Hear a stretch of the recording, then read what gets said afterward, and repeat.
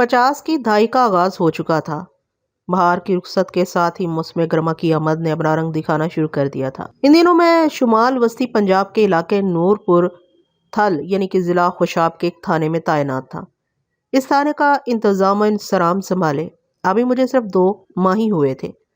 بالفاظ دیگر اس علاقے میں ابھی میں نیا ہی تھا، تاہم اس خطے اور وہاں بسنے والے لوگوں کے مزاج سے میں پہلے ہی بخوبی آگاہ تھا، اس لیے وہاں مجھے کسی دشواری کا سامنا نہیں کرنا پڑا۔ ایک روز میں حسب معمول تھانے میں روزمرہ کے کام نپٹا رہا تھا کہ اپنے کمرے سے باہر برآمدے میں مجھے کچھ شور سنائی دیا۔ میز پر پھیلے ہوئے کاغذات سے توجہ ہٹا کر بے اختیار میں نے بیرونی دروازے کی جانب دیکھا۔ فوراً ہی اس شور شرابے کی وجہ میرے سامنے آ گئی۔ چند افراد میرے کمرے میں داخل ہوئے۔ کانسٹیبل کے روکنے کے باوجود بھی وہ سیدھے میرے پاس پہنچ گئے۔ کانسٹیبل بے بسی سے ایک جانب کھڑا ہو گیا۔ آنے والوں کی تعداد 5 تھی۔ میں نے پہلی ہی نظر میں اندازہ لگا لیا کہ ان میں سے 3 جابر اور 2 مجبور تھے۔ جابر افراد میں سے ایک شخص صاحب حیثیت اور خاصا ٹہکے دار دکھائی دیتا تھا، باقی 2 افراد اس کے نمک خوار اور جانثار نظر آتے تھے۔ مجبور افراد میں سے ایک کی عمر لگ بھگ 35 سال تھی، دوسرا ایک بچہ تھا جس کی عمر کا اندازہ میں نے 12 سال کے قریب لگایا۔ صاحب ثروت شخص کے دونوں چمچوں نے مجبور افراد کو گریبانوں سے پکڑ رکھا تھا اور تقریباً دھکیلتے ہوئے وہ انہیں میرے کمرے میں لائے تھے۔ میں نے باروب آواز میں پوچھا، یہ کیا ہو رہا ہے؟ صاحب حیثیت شخص نے اپنا تعارف کراتے ہوئے کہا، تھانے دار صاحب، آپ اس علاقے میں نئے آئے ہیں اس لیے مجھے پہچانتے نہیں۔ میں نورپور تھل کا ایک بااثر شخص ہوں، پورا علاقہ مجھ سے واقف ہے۔ میرا نام ملک فیروز عالم ہے۔ اپنی بات ختم کرتے ہی وہ مونچھوں پر تاؤ دینے لگا۔ مجھے اس کا یہ انداز انتہائی ناگوار گزرا۔ میں نے سخت لہجے میں کہا، ملک فیروز عالم، بااثر شخصیت ہونے کا یہ مطلب تو نہیں ہوتا کہ بے بس افراد کو بھیڑ بکریوں کی طرح ہانکتے پھرو، یہ سب کیا چکر ہے؟ اوہ، ملک فیروز نامی اس شخص نے ستم رسیدہ شخص اور 12 سالہ بچے کی جانب اشارہ کرتے ہوئے کہا، شاید آپ ان دونوں کو بے بس اور معصوم سمجھ رہے ہیں۔ انہوں نے بہت بڑا ظلم کیا ہے۔ میں سیدھا ہو کر بیٹھ گیا اور پوچھا، کیا کیا ہے انہوں نے؟ انہوں نے میرے اکلوتے بیٹے کو غائب کیا ہے، ملک فیروز نے بتایا اور خوخار نظر سے ان دونوں مفلوق الحال افراد کو دیکھنے لگا۔ ہم نے کچھ نہیں کیا تھانے دار صاحب، وہ شخص سہمے ہوئے لہجے میں گویا ہوا، میں اور میرا بیٹا بے گناہ ہے۔ ملک صاحب خواہ مخواہ ہم پر شک کر رہے ہیں، ان کے بیٹے کی گمشدگی میں ہمارا کوئی ہاتھ نہیں، ہم بڑی سے بڑی قسم کھانے کو تیار ہیں۔ اور ملک فیروز نے گرجدار آواز میں کہا، تھانے دار صاحب، ان دونوں باپ بیٹوں کو حوالات میں بند کریں، جب چترول ہوگی تو سب کچھ قبول کر لیں گے۔ میں نے ملک فیروز کو مخاطب کرتے ہوئے سوال کیا، ملک صاحب، آپ اس وقت کہاں کھڑے ہیں؟ تھانے میں۔ اس نے الجھی ہوئی نظر سے مجھے دیکھا۔ اس تھانے کا تھانے دار کون ہے؟ ظاہر ہے جی آپ ہی تھانے دار ہیں۔ اس کی الجھن بدستور قائم تھی۔ میں نے کہا، تو پھر تھانے داری مجھے ہی کرنے دیں، میں ہی بہتر سمجھتا ہوں کہ کس کو حوالات میں بند کرنا ہے اور چترول کا مستحق کون ہے۔ میرے لہجے کی سختی نے اسے سلگا دیا۔ تپتے ہوئے انداز میں بولا، شاید آپ کو میری طاقت اور حیثیت کا اندازہ نہیں ہے، اس لیے اس لہجے میں بات کر رہے ہیں۔ پہلے کسی تھانے دار نے ملک فیروز عالم کے سامنے اس طرح گفتگو نہیں کی۔ ملک فیروز عالم، میں نے سنسناتے ہوئے لہجے میں کہا، میں دوسرے تھانے داروں سے بہت مختلف ہوں۔ میرا نام ملک صفدر حیات اور میں خالص تھانے دارانہ لہجے میں ہی بات کرتا ہوں۔ او تو آپ ہی ملک ہیں؟ وہ قدرے نرمی سے بولا، میں پہلے تھانے دار ہوں، بعد میں ملک صفدر حیات۔ آپ تھانے دار ہیں اس لیے تو میں ان کمبختوں کو آپ کے پاس لے کر آیا ہوں۔ ملک فیروز عالم کا انداز دوستانہ ہو گیا۔ میں فوری طور پر سمجھ نہ سکا کہ یہ میرے ملک ہونے کا اثر تھا یا پھر میرے تھانے دارانہ روب داب نے اسے نرمی اختیار کرنے پر مجبور کر دیا تھا۔ وہ کہہ رہا تھا، آپ پوری بات سنیں گے تو صورتحال آپ کی سمجھ میں آ جائے گی۔ ہاں، میں نے گمبھیر لہجے میں کہا، پوری بات کیا ہے؟ پوری بات کچھ نہیں ہے جی، بچے نے فریادی لہجے میں کہا، ملک صاحب کو غلط فہمی ہوئی ہے، ان کا بیٹا منصور میرے ساتھ کھیلتا ضرور ہے لیکن میں نے یا میرے باپ نے اسے غائب نہیں کیا۔ سو ربدی ہم بے قصور ہیں، بچے کے باپ نے دونوں ہاتھ جوڑتے ہوئے کہا۔ میں نے سپاہی سے کہا کہ وہ باپ بیٹے کو دوسرے کمرے میں لے جائے۔ سپاہی نے میرے حکم کی تعمیل کی۔ اس کے بعد ملک فیروز کے حواریوں سے کہا کہ تم دونوں باہر برآمدے میں جا کر بیٹھو۔ انہوں نے اپنے ولی نعمت کی جانب اجازت طلب نظروں سے دیکھا۔ ملک فیروز نے کہا، جگو تارو، تم باہر جاؤ۔ وہ دونوں خاموشی سے میرے کمرے سے باہر نکل گئے تو میں نے ملک فیروز کو مخاطب کرتے ہوئے کہا، ملک صاحب، آپ اطمینان سے بیٹھ کر مجھے پوری تفصیل بتائیں۔ وہ کرسی کھینچ کر بیٹھ گیا اور اپنا بھرپور تعارف کرانے کے بعد اس نے جو کچھ بتایا اس کا خلاصہ میں آپ کی خدمت میں پیش کرتا ہوں۔ ملک فیروز عالم نورپور تھل کی ایک جانی پہچانی شخصیت تھا۔ وہ بنیادی طور پر ایک کاروباری آدمی تھا، تاہم زمیندار کی حیثیت سے بھی وہ بہت بااثر تھا۔ نورپور تھل میں شاید ہی مال و دولت میں اس کا کوئی ثانی ہو۔ وہ اس زمانے میں بلا شبہ لاکھ پتی تھا، آج کل کے حساب سے ارب پتی سمجھ لیں۔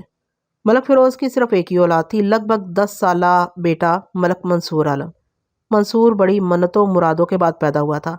فیروز کی شادی کو 30 سال کا عرصہ گزر چکا تھا، یعنی منصور شادی کے 20 سال بعد پیدا ہوا تھا۔ اللہ کی جانب سے انسان کے لیے اس دنیا میں دو سب سے بڑی آزمائشیں ہیں، مال اور اولاد۔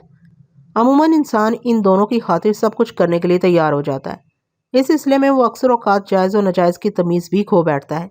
اس کڑے امتحان میں سرخرو ہونا جان جوخم کا کام ہے۔ ملک فیروز کا اکلوتا لخت جگر ملک منصور گم ہو گیا تھا اور وہ اس کے حصول کے لیے اپنی دولت کو پانی کے مانند بہانے کو تیار تھا۔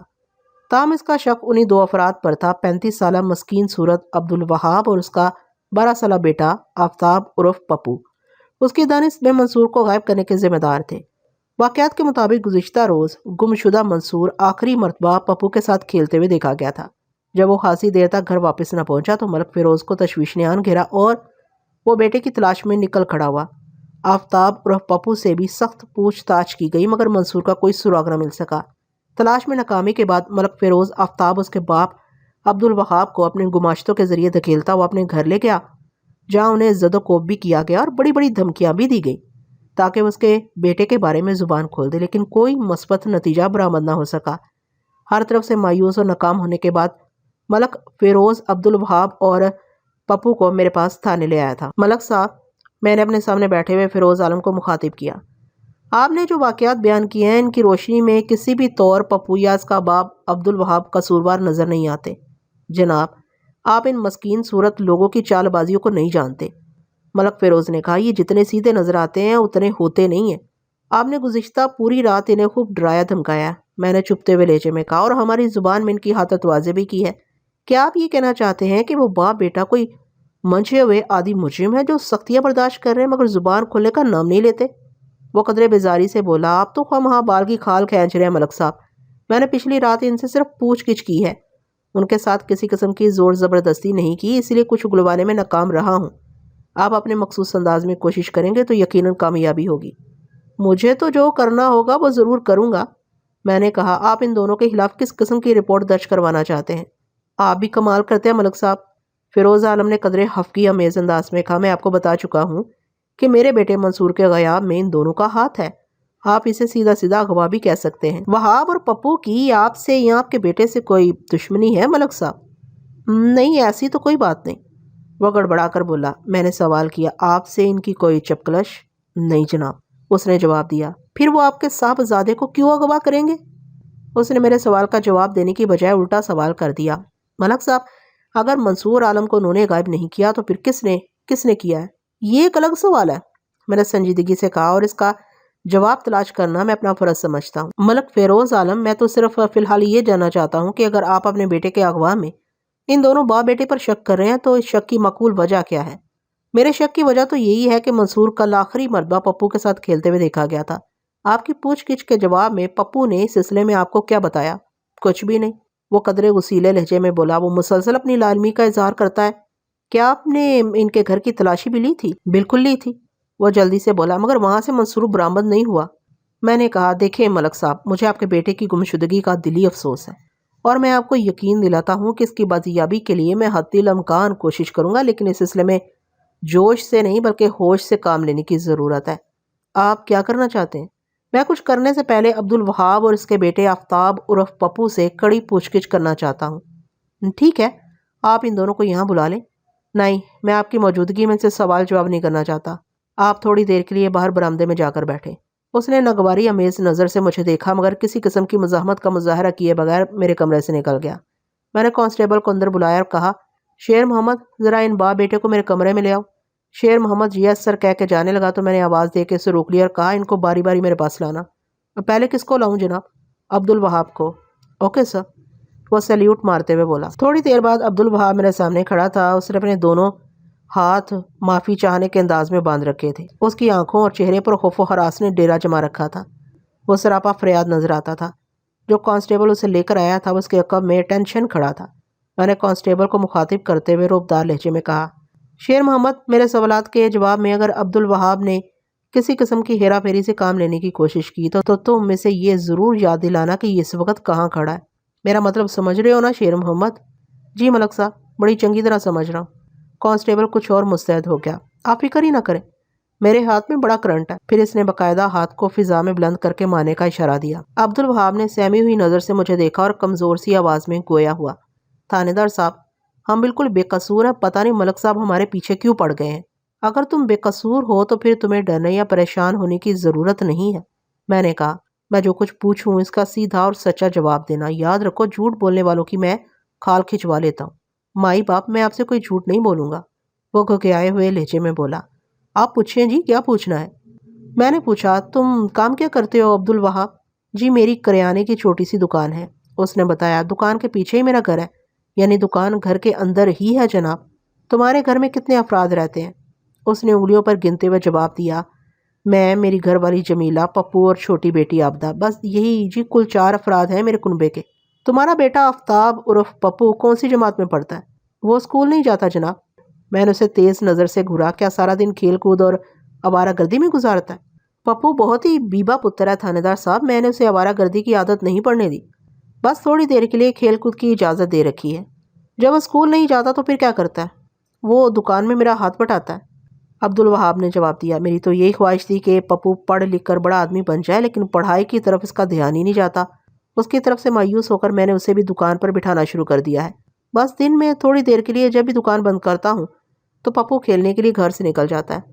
میں نے کہا، عبدالوہاب، ملک فیروز عالم تمہارے خلاف اپنے بیٹے کے اغوا کی رپورٹ درج کروانا چاہتا ہے، اور اس کی وجہ یہ ہے کہ گمشدہ منصور کل آخری مرتبہ تمہارے پپو کے ساتھ کھیلتے ہوئے دیکھا گیا ہے۔ اگر تم منصور کی گمشدگی کے بارے میں کچھ جانتے ہو تو سچ سچ بتا دو، میں تمہارے تعاون کے نتیجے میں نرمی برتنے کی کوشش کروں گا، ورنہ تم سمجھ لو کہ تم دونوں باپ بیٹے سیدھے جیل جاؤ گے۔ وہ مکانکی انداز میں بیٹھا اور میز کے نیچے سے میرے قدموں کو چھوتے ہوئے گڑ گڑانے لگا۔ تھانے دار صاحب، ہم نے کوئی جرم نہیں کیا، ہماری بھلا منصور سے کیا دشمنی ہو سکتی ہے؟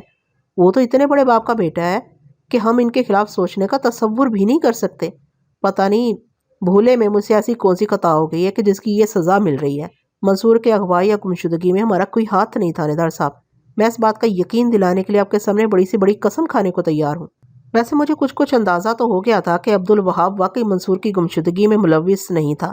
مجرموں اور قصورواروں کو تو میں پہلی نظر میں ہی تاڑ جاتا تھا، عبدالوہاب کا شمار ایسے افراد میں نہیں کیا جا سکتا تھا۔ میری ساری کوشش کا مقصد صرف یہ تھا کہ ممکن ہے اس پوچھ گچھ کے نتیجے میں کوئی ایسا اشارہ مل جائے جس کی مدد سے منصور عالم کا سراغ لگایا جا سکے۔ میرے اشارے پر کانسٹیبل شیر محمد عبدالوہاب کو میز کے نیچے سے کھینچ کر باہر نکال چکا تھا۔ میں نے اس کے چہرے پر نگاہ جماتے ہوئے کہا، عبدالوہاب، اگر بعد میں کسی بھی مرحلے پر یہ ثابت ہو گیا کہ تم نے اپنے بیان میں کوئی گڑبڑ کی ہے یا غلط بیانی سے کام لیا ہے تو پھر تمہارا جو حشر میں کروں گا تم اس کا تصور بھی نہیں کر سکتے۔ آپ میری بوٹی بوٹی کروا دیں، وہ پر اعتماد لہجے میں بولا۔ اگر میں آپ سے جھوٹ بولوں تو آپ میرے ساتھ بدترین سلوک کریں جناب۔ اس کے لہجے کی سچائی نے میرے یقین کو مزید پختہ کر دیا کہ وہ بے گناہ تھا۔ میں نے کہا، ٹھیک ہے عبدالوہاب، اگر تم واقعی بے قصور ثابت ہوئے تو تمہارا بال بھی بانکا نہیں ہوگا، لیکن اس دوران میں تم علاقے سے باہر نہیں جاؤ گے اور صبح شام تھانے میں آ کر حاضری لگاؤ گے۔ ٹھیک ہے جناب، میں ایسے ہی کروں گا۔ وہ قدرے مطمئن نظر آنے لگا۔ میں نے پوچھا، تم اپنی دکان دن میں کتنے بجے بند کرتے ہو؟ جی لگ بھگ 2 بجے جناب۔ اور دوبارہ کھولتے کتنے بجے ہو؟ 1 گھنٹے بعد، اس نے جواب دیا۔ میں نے کہا، یعنی کم و بیش 3 بجے۔ اور اس دوران میں پپو کھیل کود سے جی بہلاتا ہے، کیوں؟ ٹھیک کہہ رہا ہوں نا؟ بالکل ایسے ہی ہوتا ہے جناب۔ اب تک کے حالات سے مجھے معلوم ہوا تھا کہ گمشدہ منصور گزشتہ روز 2 اور 3 بجے کے درمیان ہی آخری مرتبہ پپو کے ساتھ کھیلتے ہوئے دیکھا گیا تھا۔ مجھے اچھی طرح یاد نہیں کہ وہ اپریل کی آخری تاریخیں تھی یا مئی کا پہلا ہفتہ، تاہم ان دنوں دوپہریں خاصی تپش زدہ ہوتی تھی اور ہر زندہ چیز کو جھلسانے کی پوری اہلیت رکھتی تھی۔ میں نے ایک مرتبہ پھر عبدالوہاب کو غلط بیانی کے سنگین نتائج سے آگاہ کیا، پھر دوسرے کمرے میں بھیج دیا، اس کے بیٹے آفتاب عرف پپو کو اپنے کمرے میں بلا لیا۔ اس مرتبہ جب کانسٹیبل مطلوبہ بچے کو لے کر میرے کمرے میں آیا تو میں نے اسے بھی باہر جانے کا اشارہ کر دیا۔ میں پپو سے بالکل علیحدگی میں بات کرنا چاہتا تھا۔ پپو لگ بھگ 12 سال کا ایک عام سا بچہ تھا، مجھے اس میں کوئی نمایاں یا امتیازی بات نظر نہ آئی۔ میں نے اسے اپنی میز کے سامنے بچھی ہوئی ایک کرسی پر بیٹھنے کا اشارہ کیا اور خاموشی سے اس کا چہرہ تکنے لگا۔ میں نے ایک مختلف زاویے سے پوچھ گچھ کا فیصلہ کیا تھا۔ وہ اپنے چہرے کے تاثرات اور جسمانی حرکات و سکنات سے خاصا خوف زدہ دکھائی دیتا تھا۔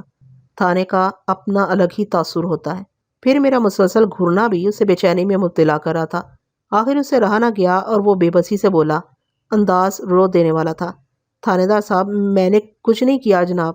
میں جانتا ہوں تم نے کچھ نہیں کیا، میں نے ٹھہرے ہوئے لہجے میں کہا۔ جی؟ وہ حیرت زدہ سی نظر سے مجھے دیکھنے لگا۔ ہاں بیٹے، میں نے پچکارنے والے انداز میں کہا، تمہیں کسی طرح کی فکر کرنے کی ضرورت نہیں ہے، مجھے معلوم ہے تم بے قصور ہو، منصور کی گمشدگی میں تمہارا کوئی ہاتھ نہیں، ملک فیروز عالم خواہ مخواہ تم پر شک کر رہا ہے۔ میرے ٹھنڈے لہجے اور مشفقانہ انداز نے اس پر بڑا گہرا اثر کیا۔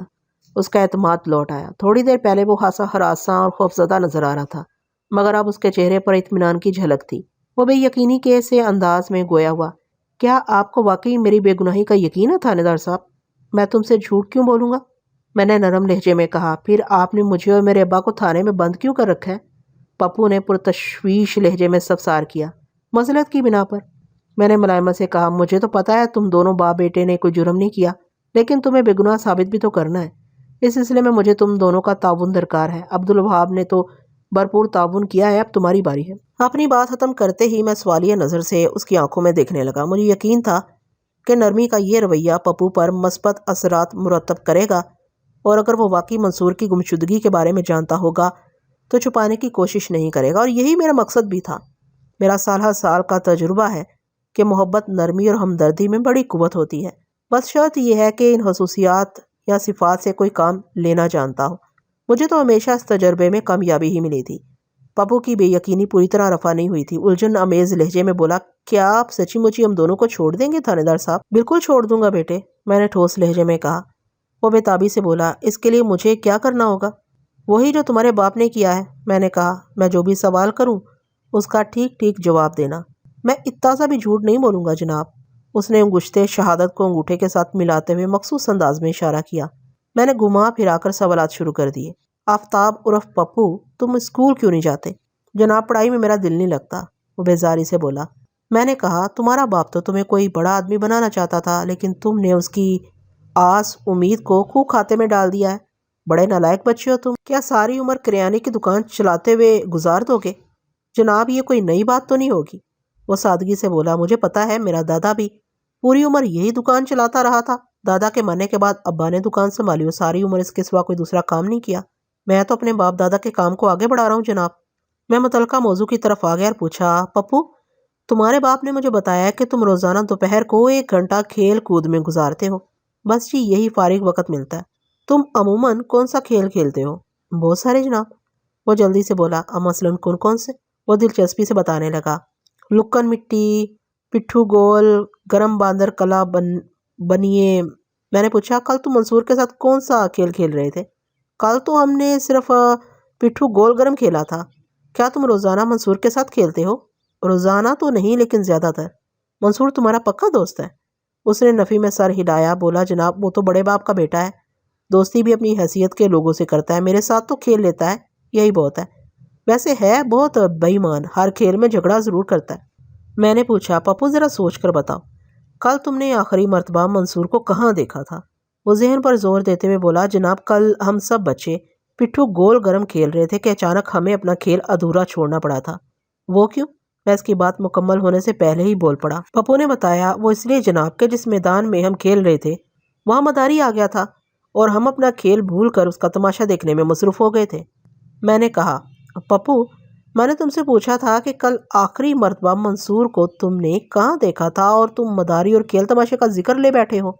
میں آپ کو وہی تو بتا رہا تھا جناب، وہ پرجوش لہجے میں بولا۔ میں نے منصور کو کل آخری مرتبہ مداری کے ساتھ باتیں کرتے ہوئے دیکھا تھا۔ میں سیدھا ہو کر بیٹھ گیا۔ منصور مداری کے ساتھ کس قسم کی باتیں کر رہا تھا؟ میں نے تیز لہجے میں سوال کیا۔ پپو نے بتایا، وہ مداری کبھی کبھار مہینے میں 1 آدھ مرتبہ ہمارے علاقے میں آتا ہے، اس لیے ہم سب بچے اس کے کھیل تماشوں کو بڑی دلچسپی سے دیکھتے ہیں۔ اس کے پاس ایک بندر، ایک بکری اور ایک کتا ہوتا ہے۔ وہ ڈگڈگی بجاتے ہوئے ان جانوروں کو مختلف کرتب دکھانے پر مجبور کرتا ہے۔ اس کے علاوہ وہ مختلف چیزیں غائب کرنے کا مظاہرہ بھی کرتا ہے۔ بچے بہت شوق سے وہ کرتب بازی دیکھتے ہیں۔ پپو نے ذرا توقف کیا، پھر بات جاری رکھتے ہوئے بولا، کل منصور نے مداری سے کہا تھا کہ وہ بھی چیزیں غائب کرنے والا طریقہ سیکھنا چاہتا ہے۔ اس پر مداری نے کہا تھا کہ جب سب بچے چلے جائیں گے تو وہ منصور کو ایک گر سکھا دے گا۔ پھر کیا ہوا تھا؟ میں نے اضطراری انداز میں پوچھا۔ پھر تھوڑی ہی دیر بعد مداری نے تماشا ختم کر دیا تھا، پپو نے بتایا۔ جب سب بچے ادھر ادھر بکھر گئے تو منصور نے مداری کو اس کا وعدہ یاد دلایا۔ مداری نے میری جانب دیکھتے ہوئے کہا، ابھی تو یہ باقی ہے، میں اس کی موجودگی میں تمہیں کوئی گر نہیں سکھاؤں گا۔ مداری کی بات سن کر منصور نے مجھ سے کہا، پپو تم جاؤ یہاں سے۔ میرے اندر بھی تجسس بھڑک چکا تھا، میں بھی چیزیں غائب کرنے کا ہنر سیکھنا چاہتا تھا، لیکن مداری اس پر تیار نہیں تھا۔ پھر مجھے واپس اپنی کریانے کی دکان پر بھی جانا تھا۔ کھیل کود کا وقت میرے لیے ختم ہو چکا تھا۔ اگر میں بروقت دکان پر نہ پہنچتا تو ابا مار مار کر مجھے باندر بنا دیتا۔ میں نے مداری، اس کے گر اور منصور پر لعنت بھیجی اور اپنی کریانے کی دکان کی طرف دوڑ لگا دی۔ پپو نے بڑے سنسنی خیز انکشافات کیے تھے۔ میری توجہ پوری طرح مداری پر مرکوز ہو چکی تھی۔ میں نے پپو سے سوال کیا، بیٹا ذرا اس مداری کا حلیہ تو بتاؤ۔ پپو نے میرے استفسار کا جو جواب دیا، اس میں صرف ایک ہی کام کی بات تھی۔ پپو کا بیان کردہ حلیہ کسی بھی مداری پر فٹ بیٹھ سکتا تھا۔ عام نکتہ یہ تھا کہ پپو کے بیان کے مطابق اس مداری کی ناک پر زخم کا ایک واضح نشان موجود تھا۔ میں نے پپو کو یہ احساس نہیں ہونے دیا کہ میں مداری کو کوئی خاص اہمیت دے رہا ہوں، اور پوچھا، پپو تم لوگ کل میدان کے کس حصے میں کھیل رہے تھے؟ پپو نے بتایا، جس طرف پیپل والا کھوہ ہے۔ مجھے معلوم تھا مذکورہ کنواں یعنی کہ کھوہ میدان کی مشرقی سمت میں واقع تھا۔ میں نے پوچھا، تو میدان سے سیدھے دکان پر آ گئے تھے؟ کیا بعد میں تم نے منصور سے پوچھا تھا کہ اس نے مداری سے کون سا شبدہ سیکھا تھا؟ اس کی تو نوبت ہی نہیں آئی تھی جناب، وہ معصومیت سے بولا۔ دکان بند ہونے سے پہلے میں وہاں سے اٹھ نہیں سکتا تھا، اور یہ وقت آنے سے پہلے ہی مجھے اور ابا کو ملک صاحب کے بندے پکڑ کر لے گئے تھے۔ پوری رات ہمیں ڈراتے دھمکاتے رہے، اور ابا کو تو انہوں نے بہت مارا تھا۔ میں نے ایک فوری خیال کے تحت سوال کیا، کیا تم نے مداری والی بات ملک فیروز عالم یا اس کے کسی بندے کو بھی بتائی تھی؟ نہیں جی، وہ نفی میں گردن ہلاتے ہوئے بولا۔ اس کی کوئی خاص وجہ؟ انہوں نے مجھ سے پوچھا ہی نہیں تھا، اس کے لہجے میں بھول پن تھا۔ اچھا، میں نے گہرا سانس خارج کرتے ہوئے کہا، ایک بات یاد رکھنا بیٹے۔ میں نے اس کی آنکھوں میں جھانکا، اگر اب کوئی آیا یا تم سے اس بارے میں کوئی کچھ پوچھے تو تم اپنی زبان بند رکھنا، ٹھیک ہے نا؟ وہ اس بات میں سر ہلانے لگا۔ ایک بات کی وضاحت کر دوں کہ میں نے پپو سے ہونے والی اپنی یہ گفتگو جس ترتیب اور انداز میں یہاں رقم کی ہے، وہ اصلی گفتگو سے بھی خاصی مختلف ہے، تاہم اس کا مفہوم ہو بہو وہی ہے۔ دراصل ایک 12 سالہ بچہ اتنی رواں اور ہموار گفتگو نہیں کر سکتا۔ اسے ایک بات پوچھنے کے لیے مختلف زاویوں سے بعض اوقات متعدد سوالات کرنے پڑتے ہیں۔ میں نے پپو کو مزید چند ضروری باتیں ذہن نشین کروانے کے بعد کانسٹیبل شیر محمد کو اپنے کمرے میں بلایا اور پپو کو اس کے حوالے کرتے ہوئے کہا، شیر محمد، ان باپ بیٹے کو پہلی فرصت میں تھانے سے رخصت کر دو۔ کانسٹیبل نے حیرت بھری نظر سے مجھے دیکھا۔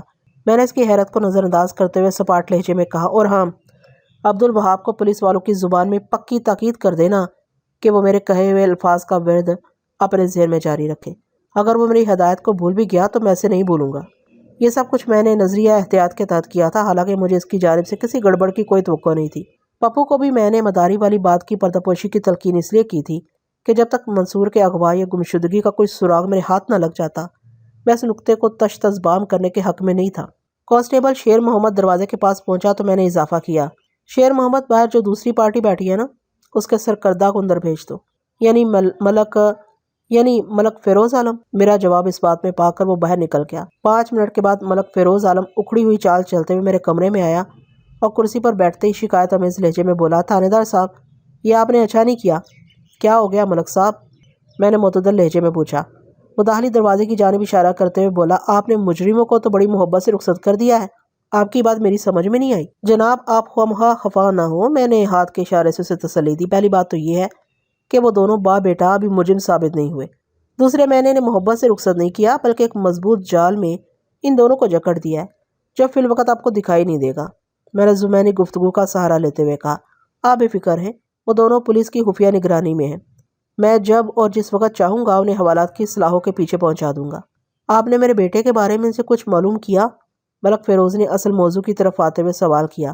مجھے ایک سراغ ملا ہے اس سلسلے میں نے کہا۔ وہ مضطرب لہجے میں بولا، کیسا سراغ تھانے دار صاحب؟ پہلے آپ مجھ سے وعدہ کریں کہ اس سلسلے میں فی الحال آپ رازداری برتیں گے۔ میں نے سنجیدہ لہجے میں کہا، اگر رازداری میں میرے بیٹے کی بھلائی ہے تو میں ضرور آپ کی بات مانوں گا۔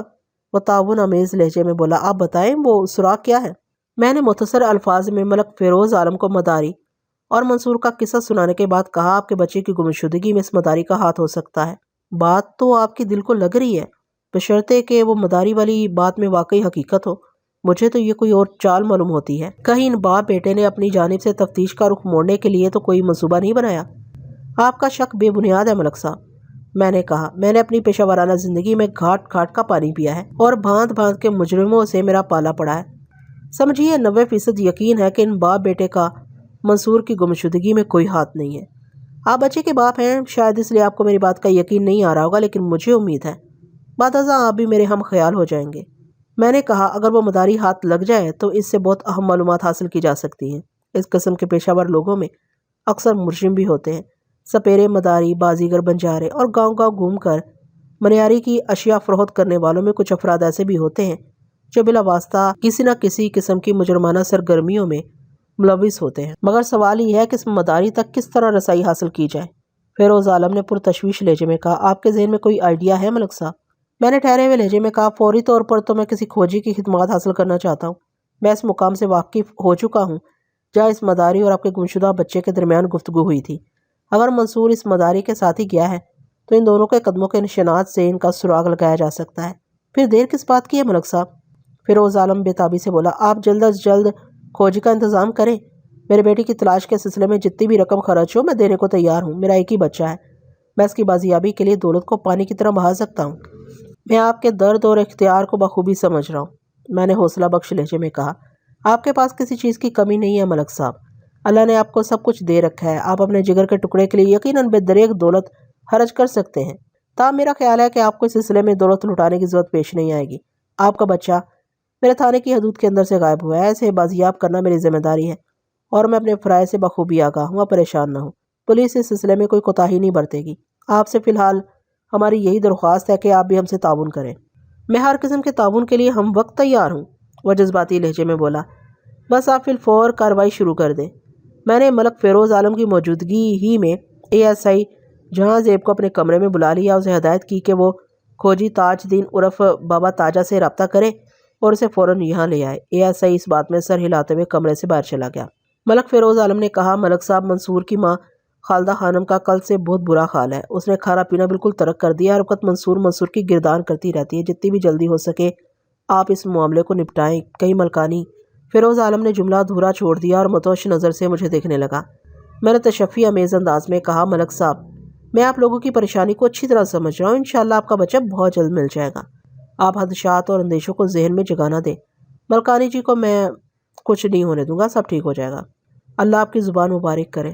آمین، میں نے بآواز بلند کہا۔ پھر پوچھا، آپ کے بچے کی عمر کتنی ہے؟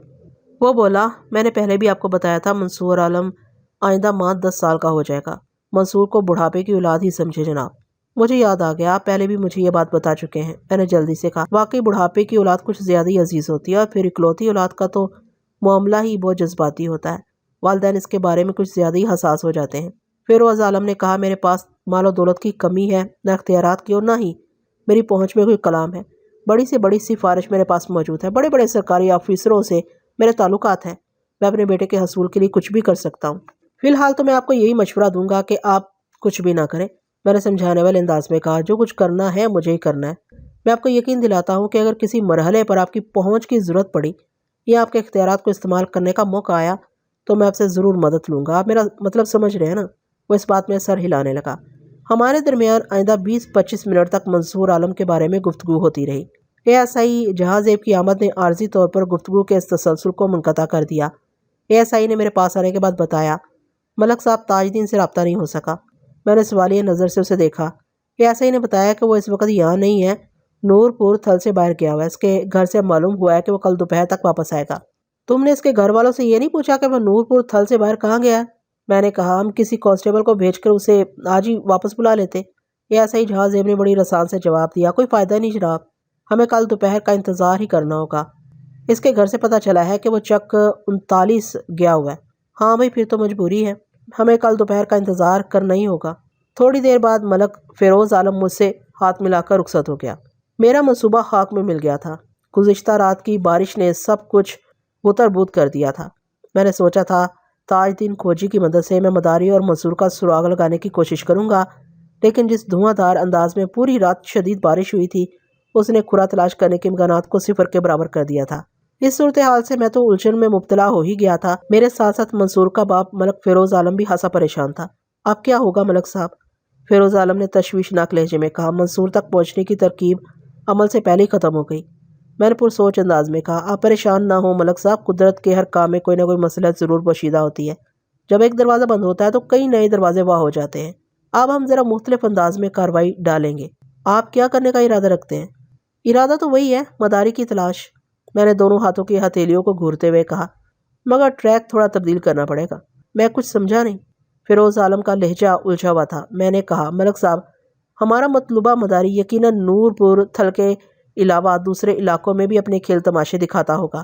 ہمارے پاس اس کا تفصیلی حلیہ موجود ہے۔ اگر ہم آس پاس کے گاؤں دیہات میں سے ڈھونڈنے کی کوشش کریں تو مجھے امید ہے کہ نہ صرف ہم اس کا سراغ لگانے میں کامیاب ہو جائیں گے بلکہ ہمیں اس کے ٹھکانے کا بھی پتہ چل سکتا ہے۔ آپ کی بات میں وزن ہے، وہ چٹکی بجاتے ہوئے بولا۔ مجھے یقین ہے یہ ترکیب ہمیں ضرور اس نامراد مداری تک پہنچا دے گی، اور مداری تک پہنچنے کا مطلب یہ ہوگا کہ منصور تک رسائی حاصل کر لیں گے۔ اللہ کرے اس وقت تک منصور خیریت سے رہے، اللہ اس کی حفاظت کرے گا، میں نے ٹھوس لہجے میں کہا۔ میں ابھی مختلف پولیس اہلکاروں کو خصوصی ہدایت کے بعد روانہ کرتا ہوں۔ بہت بہت شکریہ جناب، وہ سراپا نیاز نظر آنے لگا۔ میں نے کہا، ملک، میں آپ کے بچے کو تلاش کرنے کے لیے اپنی اور محکمہ پولیس کی پوری توانائی صرف کر دوں گا۔ آپ کو مایوس یا فکر مند ہونے کی ضرورت نہیں ہے۔ وہ ایک مرتبہ پھر میرا شکریہ ادا کرنے کے بعد رخصت ہو گیا۔ میں نے اسی روز دو کانسٹیبلز پر مشتمل 5 پولیس پارٹیاں ترتیب دیں اور انہیں خصوصی ہدایت کے دینے کے بعد نورپور تھل کے گرد و نواح میں روانہ کر دیا۔ میں نے خاص طور پر ہوشیار قسم کے اہلکاروں کا انتخاب کیا تھا۔ وہ سب سادہ لباس میں تھے۔ میں نے مطلوبہ مداری کا مفصل حلیہ ذہن نشین کروایا تھا اور اس کی ناک پر موجود زخم کے گہرے نشان کے بارے میں بھی بتا دیا تھا۔ علاوہ ازیں گمشدہ بچے منصور عالم کی ایک تصویر ہر پارٹی کو دی تھی۔ وہ بلیک اینڈ وائٹ تصاویر ملک فیروز عالم نے مہیا کی تھی۔ میں فوری طور پر اس سے زیادہ کچھ نہیں کر سکتا تھا۔ 2 روز بعد میری حکمت عملی کا نتیجہ برآمد ہوا اور یہ نتیجہ خاصا مثبت تھا۔ ایک پولیس پارٹی نے مطلوبہ مداری کے ٹھکانے کا پتہ چلا لیا تھا۔ علاوہ ازیں یہ سنسنی خیز خبریں بھی ملی تھیں کہ گزشتہ 6 ماہ میں آس پاس کے گاؤں سے 3 بچے غائب ہو چکے تھے۔ موزہ رنگ پور سے منیر حسین، موزہ میٹھا ٹوانا سے جاوید احمد اور شاوالہ جنوبی سے آصف محمود۔ ان بچوں کی عمریں 8 اور 10 سال کے درمیان تھی اور تاحال ان کے بارے میں کچھ پتہ نہیں چل سکا تھا۔ سب سے دلچسپ بات یہ تھی کہ مذکورہ تینوں گاؤں اور قریب قریب کے تمام گاؤں میں ہمارا مطلوبہ مداری اپنے کھیل تماشے دکھانے جاتا رہتا تھا۔ اس کی ناک پر موجود زخم کے نشان سے اس کی شناخت بہت آسان ہو گئی تھی۔ اس مداری کا نام فضل الہی عرف فضلو تھا۔ اس نے موزہ جمالی کے انتہائی مشرق میں دریائے جہلم کے کنارے اپنا ٹھکانہ بنا رکھا تھا۔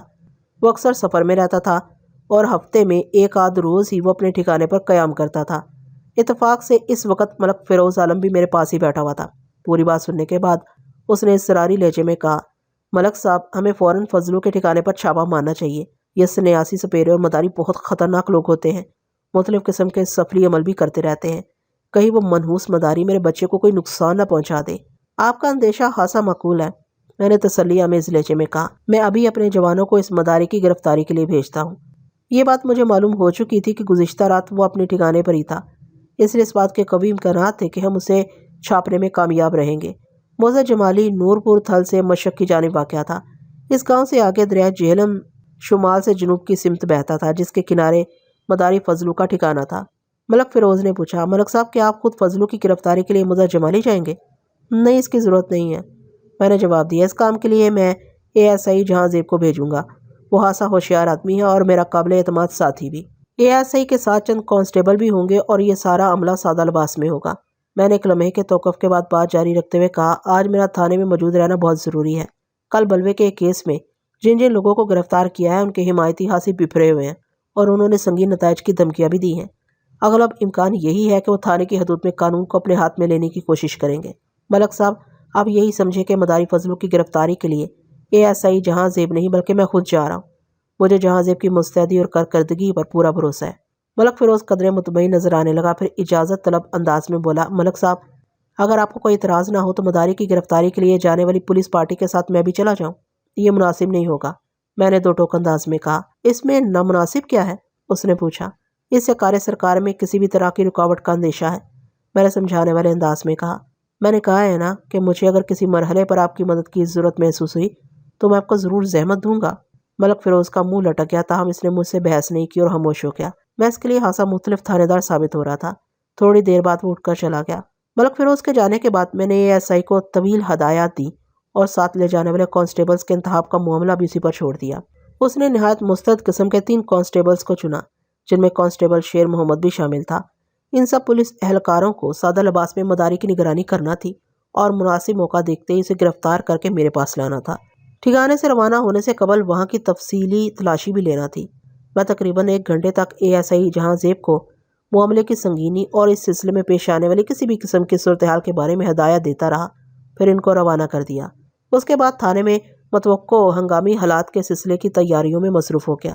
مجھے اس تھانے میں تعینات ہوئے کم و بیش 2 ماہ ہوئے تھے اور میں اپنے ریکارڈ کو روز اول ہی سے ہمیشہ بے داغ اور شاندار رکھنے کا عادی تھا۔ اگلا دن خاصا سنسنی خیز ثابت ہوا۔ دوپہر کے بعد علاقے کے DSP کی جانب سے مجھے ایک خصوصی پیغام موصول ہوا تھا۔ پیغام رساں نے وہ لفافہ مجھے دینے کے بعد قانونی و کاغذی کارروائی پوری کرنے کے لیے ایک کاغذ پر میرے دستخط لیے اور واپس چلا گیا۔ میں نے وہ لفافہ کھول کر اپنے آفیسر کا پیغام پڑھا تو میرے تن بدن میں آگ لگ گئی۔ DSP صاحب نے مجھے خصوصی طور پر ہدایت دی تھی کہ میں جلد از جلد گمشدہ منصور عالم کو تلاش کر کے اسے رپورٹ دوں۔ ساتھ ہی اس نے ملک فیروز عالم کا حوالہ بھی دیا تھا اور اسے ایک VIP شخصیت ظاہر کرنے کی کوشش کی تھی۔ ایک لمحے کی تاخیر کے بغیر میں سمجھ گیا کہ کل یہاں سے جانے کے بعد ملک فیروز نے DSP صاحب سے رابطہ کیا ہوگا اور اپنی دانست میں سورس لگائی تھی۔ مجھے اپنے سینئر افسر سے کوئی گلہ نہیں تھا، بس اس بات کا افسوس تھا کہ میرے منع کرنے کے باوجود بھی فیروز عالم نے اس معاملے میں ٹانگ اڑانے کی بھرپور کوشش کی تھی۔ میں اپنے فرائض کی ادائیگی کے سلسلے میں نہ تو پہلے کوئی کوتاہی برت رہا تھا اور نہ ہی آئندہ کوئی سستی دکھانے کا میرا کوئی ارادہ تھا۔ یہ کیس میرے لیے ایک چیلنج بن گیا تھا اور مجھے ہر صورت میں باحسن یہ حل کرنا تھا۔ میں اپنے روزمرہ کے کاموں میں مشغول تھا کہ شام کو ASI ایک خوشخبری کے ساتھ تھانے پہنچ گیا۔ وہ اپنے ساتھ مداری فضلو کو بھی گرفتار کر کے لایا تھا۔ میں نے سر دست فضلو کو حوالدار کے حوالے کر دیا۔ مبارک علی، میں نے حوالدار کو مخاطب کیا، اسے لے جا کر حوالات میں بند کر دو، تھوڑی دیر بعد اسے بلا لوں گا۔ حوالدار مبارک علی فضلو کو لے کر چلا گیا تو میں جہاں زیب کی طرف متوجہ ہو گیا۔ اس نے 10-15 منٹ میں مجھے اپنی کارگزاری کی رداد سنا دی۔ فضلو کو اس کے ڈیرے سے اس وقت گرفتار کیا گیا تھا جب وہ اپنے ساتھی جانوروں کے ہمراہ وہاں سے روانہ ہونے والا تھا۔ اس کا مخصوص تھیلا بھی اس کے کندھے پر موجود تھا۔ اس نے بہت مشکل سے گرفتاری دی تھی اور بھرپور مزاحمت کا مظاہرہ کیا تھا، جس سے ظاہر ہوتا تھا وہ کوئی شریف آدمی نہیں تھا۔ میں نے ASI سے پوچھا، تم لوگوں نے اس کے ڈیرے یعنی ٹھکانے کی تلاشی لی تھی؟ ہم نے بڑی ٹھیک ٹھاک تلاشی لی تھی جناب، ASI نے بتایا۔ ایک ایک چیز کو الٹ پلٹ کر دیکھا مگر کوئی قابل گرفت شے نہیں مل سکی۔ بچے کے بارے میں اسے پوچھا تھا؟ جی پوچھا تھا، اس نے جواب دیا، مگر وہ صاف انکاری ہے۔ ملک صاحب، ASI نے مجھے مخاطب کیا، اس قسم کے لوگ بڑے ڈھیٹ اور سخت جان ہوتے ہیں، آسانی سے زبان نہیں کھولتے۔ ان سے کچھ گلوانے کے لیے بڑی محنت کرنا پڑتی ہے۔ محنت کرنا تو ہم جانتے ہیں، میں نے معنی خیز لہجے میں کہا، اور اس محنت کا نتیجہ بھی ہم برآمد کر لیتے ہیں۔ بس ذرا اس بات کا خیال رکھنا پڑتا ہے کہ کہیں کوئی بے گناہ ہماری تفتیش کا نشانہ نہ بن جائے۔ ASI نے کہا، ملک صاحب، اول تو مجھے پورا یقین ہے کہ فضلو بے گناہ نہیں ہے، ورنہ وہ گرفتاری دیتے وقت شدید قسم کی مزاحمت نہ کرتا۔ اگر بالفرض وہ منصور والے معاملے میں ملوث نہیں بھی تو پھر بھی اس کے ہاتھ صاف نہیں ہے۔ مجھے تو وہ خاصا گڑبڑ بندہ لگتا ہے جناب، اس کی ساری گڑبڑ تو میں ناک کے راستے نکال دوں گا۔ میں نے سنسناتے ہوئے لہجے میں کہا، تم حوالدار مبارک علی سے کہو کہ مداری کو لے کر یہاں آ جائے۔ یہ ایسا ہی جانے لگا تو میں نے خیال کے تحت پوچھا، جہاں زیب فضلو کے جانور کا ہے؟ انہیں بھی ہم اپنے ساتھ لے کر آئے ہیں جناب، ASI نے جواب دیا۔ باہر تھانے کے احاطے میں ایک جانب دیوار کے ساتھ وہ تینوں باندھ دیے گئے ہیں، بندر، بکری اور کتا۔ بہت خوب، میں نے جہاں زیب کی کارگزاری کو سراہا۔ 2 منٹ بعد مداری فضلو میرے سامنے کھڑا تھا، اس کے پیچھے ہی حوالدار مبارک، چہرے پر ظالمانہ تاثرات سجائے بالکل الرٹ تھا۔ مبارک علی اپنی شکل و صورت سے جلاد لگتا تھا، چھوٹے موٹے مجرم تو اس کا ایک ہاتھ کھانے کے بعد تھر تھر کانپنے لگتے تھے۔ فضلو کی حالت خاصی قابل رحم لگ رہی تھی، مگر مبارک علی کے تیوروں سے دکھائی دیتا تھا کہ اس کے دل میں فضلو کے لیے رحم کی ایک رمق بھی نہیں تھی۔ فضل الہی اور فضلو کی عمر 45-46 سال رہی ہوگی۔ وہ عام سی شکل و صورت کا مالک تھا، تاہم اس کی آنکھوں سے مکاری جھلکتی تھی۔ میں نے اسے دیکھتے ہی پہلی نگاہ میں اندازہ لگا لیا کہ وہ کوئی اچھے کردار کا مالک نہیں تھا۔ ایسے لوگ بڑے نہ بھی صحیح تو اکثر چھوٹے موٹے جرائم میں ضرور ملوث پائے جاتے ہیں۔ ہاں بھائی فضلو، میں نے اس کی آنکھوں میں جھانکتے ہوئے کہا، شرافت سے زبان کھولو گے یا ہمیں بھی تمہیں اپنے اشاروں پر نچانے کے لیے ڈگڈگی بجانا پڑے گی؟ وہ عاجزی سے بولا، سرکار میں بے قصور ہوں، آپ کے بندے خواہ مخواہ مجھے گرفتار کر کے لے آئے ہیں، میں نے کچھ بھی نہیں کیا۔ جانتے ہو تمہیں کیوں گرفتار کیا گیا ہے؟ آپ کے بندے مجھ پر کسی بچے کے اغوا کا الزام لگا رہے ہیں۔ وہ لجاجت تمیز لہجے میں بولا، پر میں تو کسی بچے کو جانتا ہی نہیں۔ میں نے پوچھا، تمہارے کتنے بچے ہیں؟ کوئی نہیں جناب۔ شادی ہو گئی ہے؟ اس نے نفی میں سر ہلا دیا۔ میں نے کہا، اگر تمہارے اپنے بچے ہوتے تو ممکن تھا تم بچوں والوں کے دکھ درد کو سمجھ سکتے۔ منصور کی ماں اتنے دن سے جس کرب میں مبتلا ہے وہ بیان سے باہر ہے۔ بتاؤ تم نے اس معصوم کے ساتھ کیا کیا ہے؟ میں تو کسی منصور سے واقف نہیں ہوں، وہ ڈٹائی سے بولا۔ لگتا ہے تمہیں بھی کوئی تماشا دکھانا پڑے گا، میں نے معنی خیز لہجے میں کہا اور حوالدار کو ایک مخصوص اشارہ کر دیا۔ اس کے ساتھ ہی فضلو کی ایک بھیانک چیخ بلند ہوئی۔ حوالدار نے اپنی کارروائی کا آغاز کر دیا تھا۔ میں نے فضلو کے چہرے پر نظر جماتے ہوئے سخت لہجے میں کہا، فضلو، تم ایک ایسے مداری ہو جو کتا، بکری اور بندر سے تماشا دکھاتے ہو، یا نظر بندی کے چھوٹے موٹے کرتب دکھا کر لوگوں کو بیوقوف بنا لیتے ہو، مگر ہمارے بارے میں شاید تمہیں پتہ نہیں ہے۔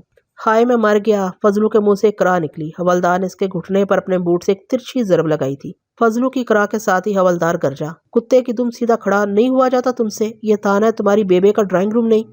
ملک صاحب کے سامنے ادب سے کھڑے ہو ورنہ میں تمہاری… حوالدار نے جملہ دنستہ ادھورا چھوڑ دیا تھا۔ فضلو بڑی تیزی سے تن کر کھڑا ہو گیا۔ میں نے بدستور سخت لہجے میں کہا، فضلو، تم نے پولیس والوں کی مداری گری نہیں دیکھی۔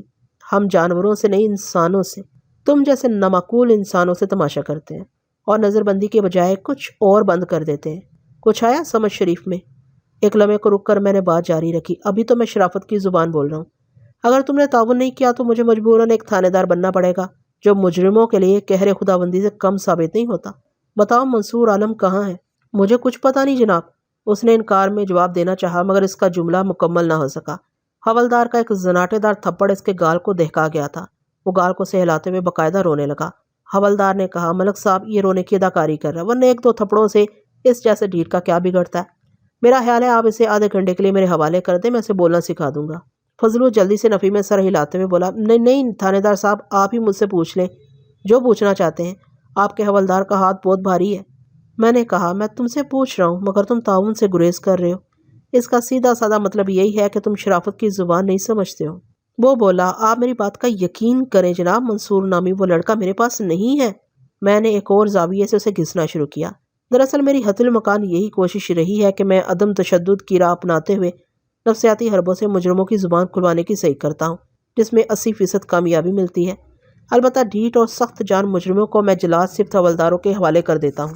فضلو، میں نے قدرے نرم لہجے میں اسے مخاطب کیا، چند روز پہلے تم اس علاقے میں اپنی کرتب بازی دکھانے آئے تھے نا؟ اس نے تھوڑی سی ہچکچاہٹ کے بعد اس بات میں جواب دیا۔ میں نے کہا، تم نے پیپل والے کنویں کے نزدیک بچوں کو مختلف تماشے دکھائے تھے، اور جب تمام بچے چلے گئے تھے تو صرف 2 بچے تمہارے پاس رہ گئے تھے۔ ان میں سے ایک بچے نے تم سے چیزیں غائب کرنے والا تماشا یا شبدہ سکھانے کی فرمائش کی تھی، اور تم نے اسے تنہائی میں سکھانے کی بات کی تھی۔ بعد ازاں دوسرا بچہ بھی وہاں سے چلا گیا تھا، اور صرف شبدہ سیکھنے کا خواہاں بچہ ہی تمہارے پاس رہ گیا تھا۔ یاد آیا کہ نہیں؟ میں نے نہیں کا لفظ مبارک علی کی جانب دیکھتے ہوئے ادا کیا تھا۔ اس کی حالت نہ جائے ماندن نہ پائے رفتن والی تھی۔ تامل کرتے ہوئے بولا، جی تھانے دار صاحب، ایسا ہی ہوا تھا۔ شاباش، میں نے مسکراتے ہوئے کہا، تمہاری یادداشت واپس آ رہی ہے۔ لگتا ہے تم نے حوالدار کے پاس جانے کا ارادہ ترک کر دیا ہے۔ میری اس معنی خیز گفتگو پر اس نے کوئی رد عمل ظاہر نہیں کیا، ہراسا نظر سے مجھے دیکھتا رہا۔ میں نے کہا، فضلو، جس بچے نے تم سے ٹرک سیکھنے کی خواہش ظاہر کی تھی وہ اسی روز سے غائب ہے۔ اس بچے کا نام منصور عالم ہے، اس علاقے کی معروف شخصیت ملک فیروز عالم کا بیٹا منصور عالم۔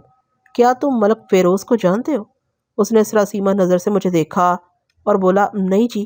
اور منصور عالم کو؟ اس کو بھی نہیں، وہ کامتے ہوئے لہجے میں بولا۔ حوالدار نے کہا، ملک صاحب، لاتوں کے بھوت باتوں سے کہاں مانتے ہیں۔ اس بھوت کے بچے کو میرے حوالے کریں، میں اسے تمام بچوں کا پتہ ٹھکانہ معلوم کرتا ہوں۔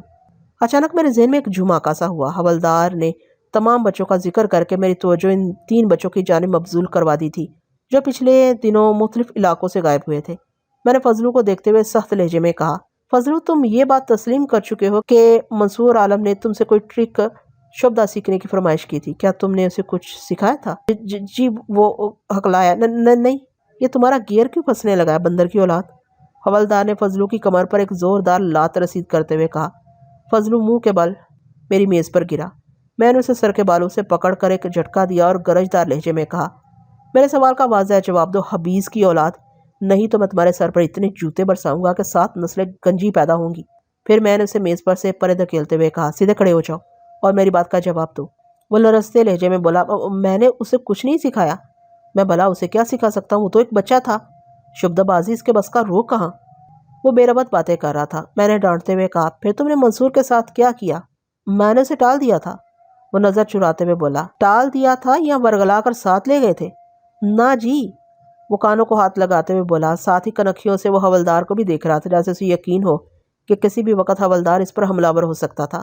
میں نے آج تک کسی بچے کو نہیں ورگلایا، خدا کی قسم میں بالکل سچ کہہ رہا ہوں۔ میں نے کہا، منصور آخری مرتبہ تمہارے ساتھ دیکھا گیا تھا، اس روز کے بعد سے وہ غائب ہے۔ سچ سچ بتاؤ، تم نے اسے کہاں غائب کیا ہے؟ میں منصور کے بارے میں کچھ نہیں جانتا، وہ روحان سی آواز میں بولا۔ اور موزہ رنگ پور کے منیر حسین کے بارے میں کیا کہتے ہو؟ میں نے زہریلے لہجے میں دریافت کیا۔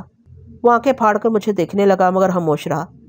میں نے کہا، موزہ شاہ والا جنوبی کا آصف محمود بھی کچھ عرصے پہلے منصور عالم کی طرح غائب ہو گیا تھا، اس کے بارے میں بھی تم کچھ نہیں جانتے ہوگے؟ فضلو کے دیدے حیرت اور پریشانی کے سبب اور پھیل گئے۔ میں نے کڑک دار لہجے میں کہا، موزہ مٹھا والا کا جاوید احمد بھی پراسرار طور پر گمشدہ ہے، اس سلسلے میں تو تم بالکل ہی لا علم ہوگے۔ کیوں؟ میں غلط کہہ رہا ہوں فضلو؟ تم ان تینوں گاؤں میں تماشا دکھانے تو جاتے ہو نا؟ ایک لمحے کے لیے مجھے یوں محسوس ہوا جیسے وہ اپنے قدموں پر کھڑا نہیں رہ سکے گا، لیکن اگلے ہی لمحے اس نے خود کو سنبھالا اور قدرے محتاط لہجے میں بولا، آپ کی باتیں میری سمجھ میں نہیں آ رہی، اس کی سمجھداری کا علاج میرے پاس ہے جناب۔ حوالدار نے فضلو کی جانب دیکھتے ہوئے دانت کچکچائے۔ میں اس کے علاج معالجے سے بہت خوشی محسوس کروں گا۔ اسی وقت ASI جہاں زیب کمرے میں آ گیا۔ وہ چہرے سے ہاسا پرجوش دکھائی دے رہا تھا۔ میں نے اس کی طرف دیکھتے ہوئے پوچھا، خیریت تو ہے جہاں زیب؟ ایک اہم اطلاع ہے، وہ ٹھہرے ہوئے لہجے میں بولا۔ ہاں ہاں بتاؤ، میں نے کہا، میں آپ سے علیحدگی میں بات کرنا چاہتا ہوں۔ ٹھیک ہے، میں نے کہا، پھر حوالدار کو ہدایت دی، مبارک علی، تم اس مداری کی اولاد کو کچھ دیر کے لیے حوالات میں لے جاؤ، دوسرا سیشن تھوڑی دیر بعد شروع ہوگا۔ حوالدار فضلو کو لے کر وہاں سے چلا گیا۔ کیا بات ہے جہاں زیب؟ میں ASI کی جانب متوجہ ہو گیا۔ اس نے میری بات کا جواب دینے کی بجائے سوال کیا، کیا فضلو نے منصور کے اغوا کو قبول کر لیا ہے؟ ابھی تک تو نہیں کیا۔ میں نے پھر پوچھا، آخر بات کیا ہے؟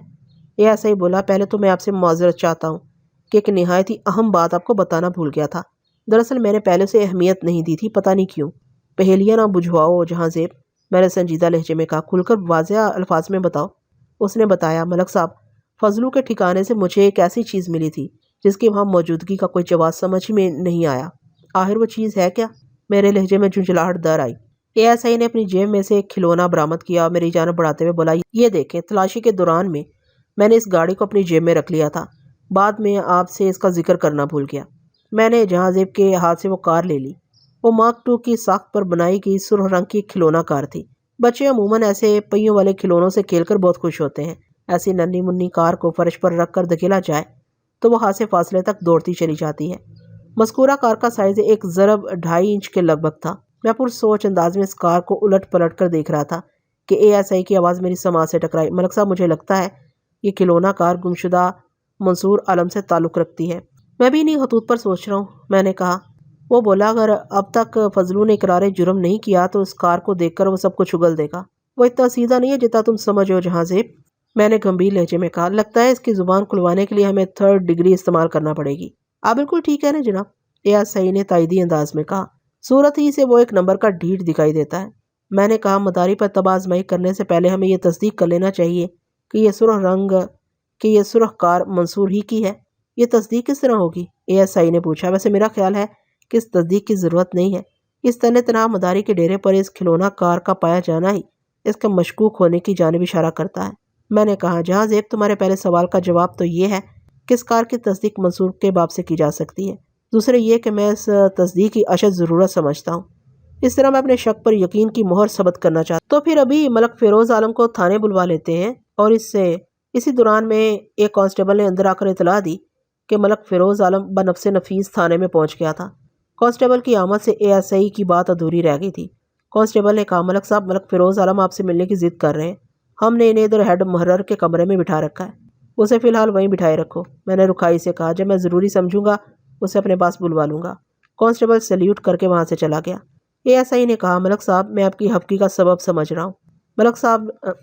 ملک فیروز نے DSP صاحب سے بات کر کے دراصل ہماری شکایت کی ہے۔ اسے ایسا نہیں کرنا چاہیے تھا، حالانکہ آپ نے اسے منع بھی کیا تھا۔ میں نے چونک کر جہاں زیب کی طرف دیکھا جیسے میری کوئی چوری پکڑی گئی ہو۔ پھر میں نے جلدی سے کہا، ایسی کوئی بات نہیں ہے جہاں زیب، دراصل میں کچھ اور سوچ رہا ہوں۔ اس بات کا اقرار کرنے میں کوئی یار نہیں سمجھتا کہ ملک فیروز کی طرف سے میرے دل میں بہت غصہ تھا اور اس کی حرکت مجھے قطعاً پسند نہیں آئی تھی۔ تاہم میں ایک بات کی وضاحت کر دوں کہ میں نے کبھی بھی اپنے فرائض کی راہ میں ذاتیات کو خارج نہیں ہونے دیا۔ اس وقت بھی ASI کی بات سنتے ہی میرے اندر ملک صفدر حیات تھانے دار بیدار ہو گیا تھا اور میں نے فیروز عالم کے خلاف ساری ناراضی کو فراموش کر دیا تھا۔ میں تھوڑی دیر تک آنکھیں بند کیے خاموش بیٹھا رہا، پھر ملک فیروز عالم کو اپنے کمرے میں بلا لیا۔ وہ مجھے اور ASI کو سلام کرنے کے بعد کرسی کھینچ کر بیٹھتے ہوئے اضطراری لہجے میں بولا، مجھے پتہ چلا ہے کہ آپ نے مداری فضلو کو گرفتار کر لیا ہے۔ اس کا روئے سخن میری جانب تھا، تاہم جواب ASI نے دیا۔ آپ تک یہ خبر کس طرح پہنچ گئی ملک فیروز عالم صاحب؟ آخر میرے بھی اپنے کچھ ذرائع ہیں۔ ملک فیروز نے ASI کی طرف دیکھتے ہوئے کہا، آپ کو تو معلوم ہی ہے کہ میں اس علاقے کی بااثر شخصیت ہوں۔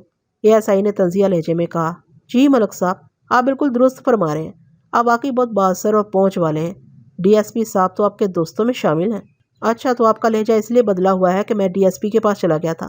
ملک فیروز نے ہم دونوں کو باری باری دیکھا، پھر مجھے مخاطب کرتے ہوئے بولا، ملک صاحب، آپ میری مجبوریوں کو سمجھنے کی کوشش کریں۔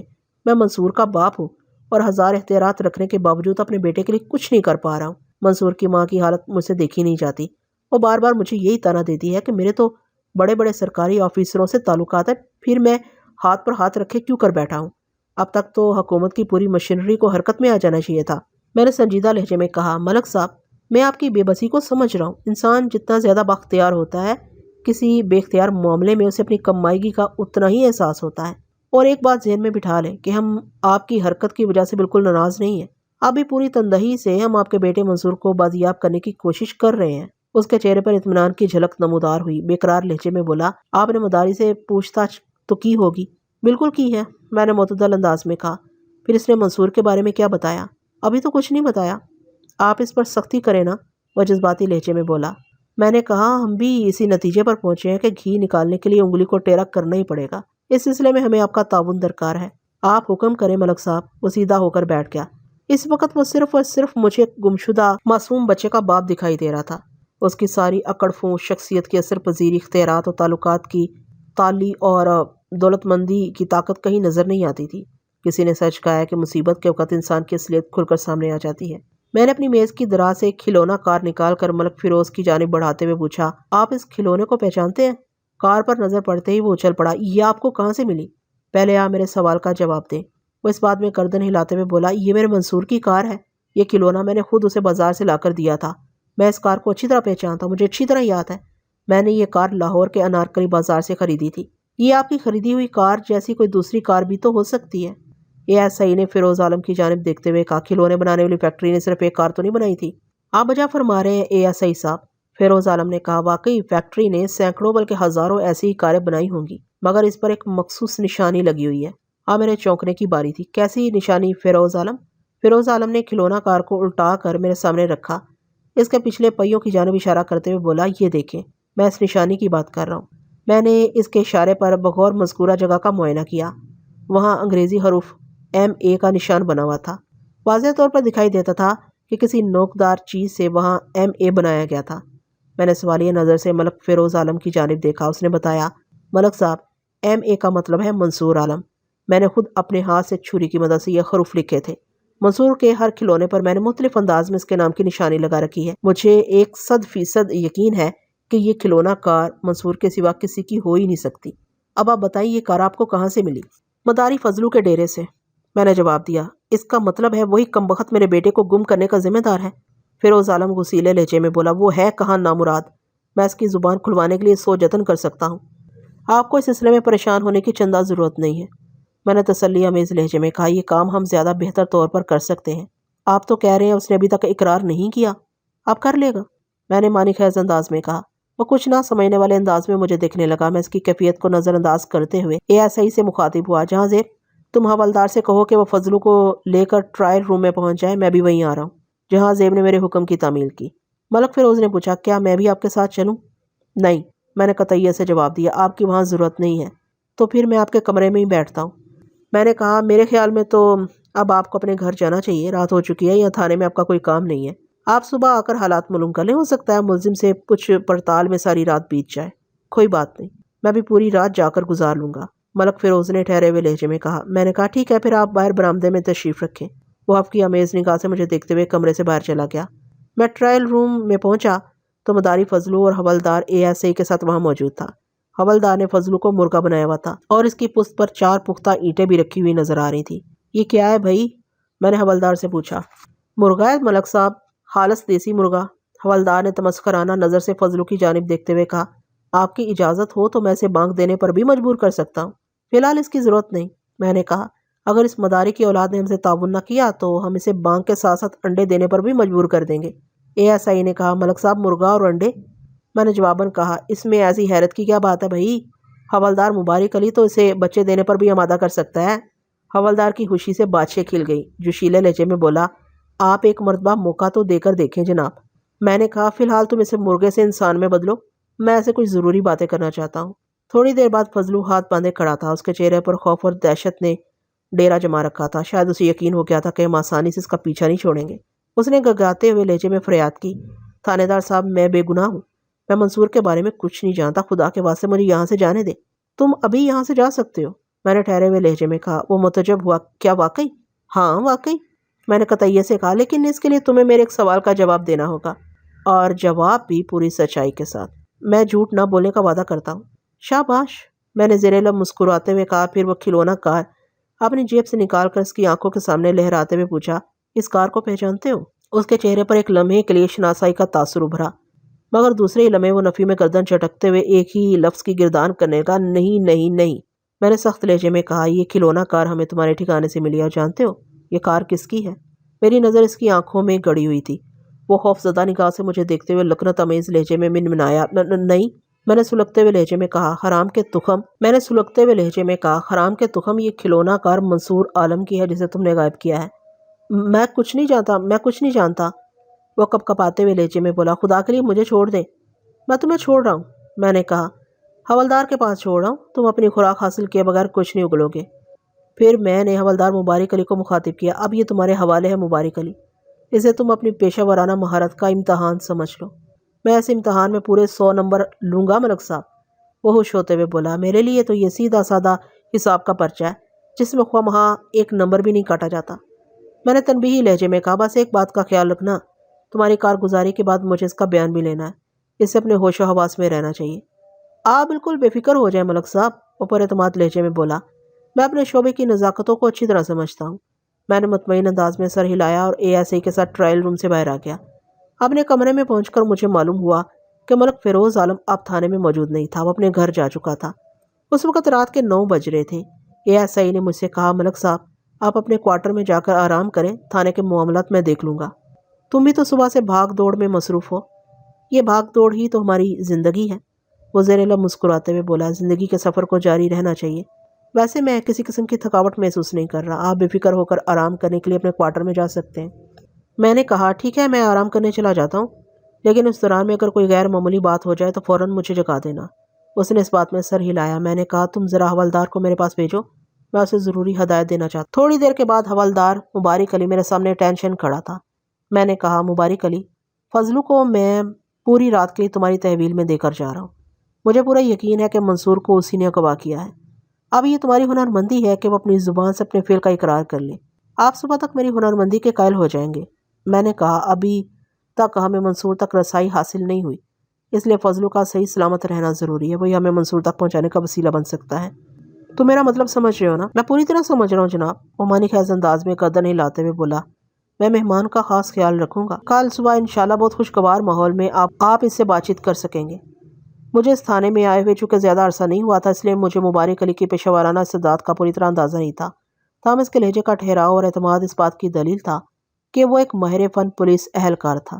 میں مطمئن ہو کر اپنے کوارٹر میں آ گیا۔ دوسرے روز مجھے مبارک علی کی مہارت کا قائل ہونا پڑا۔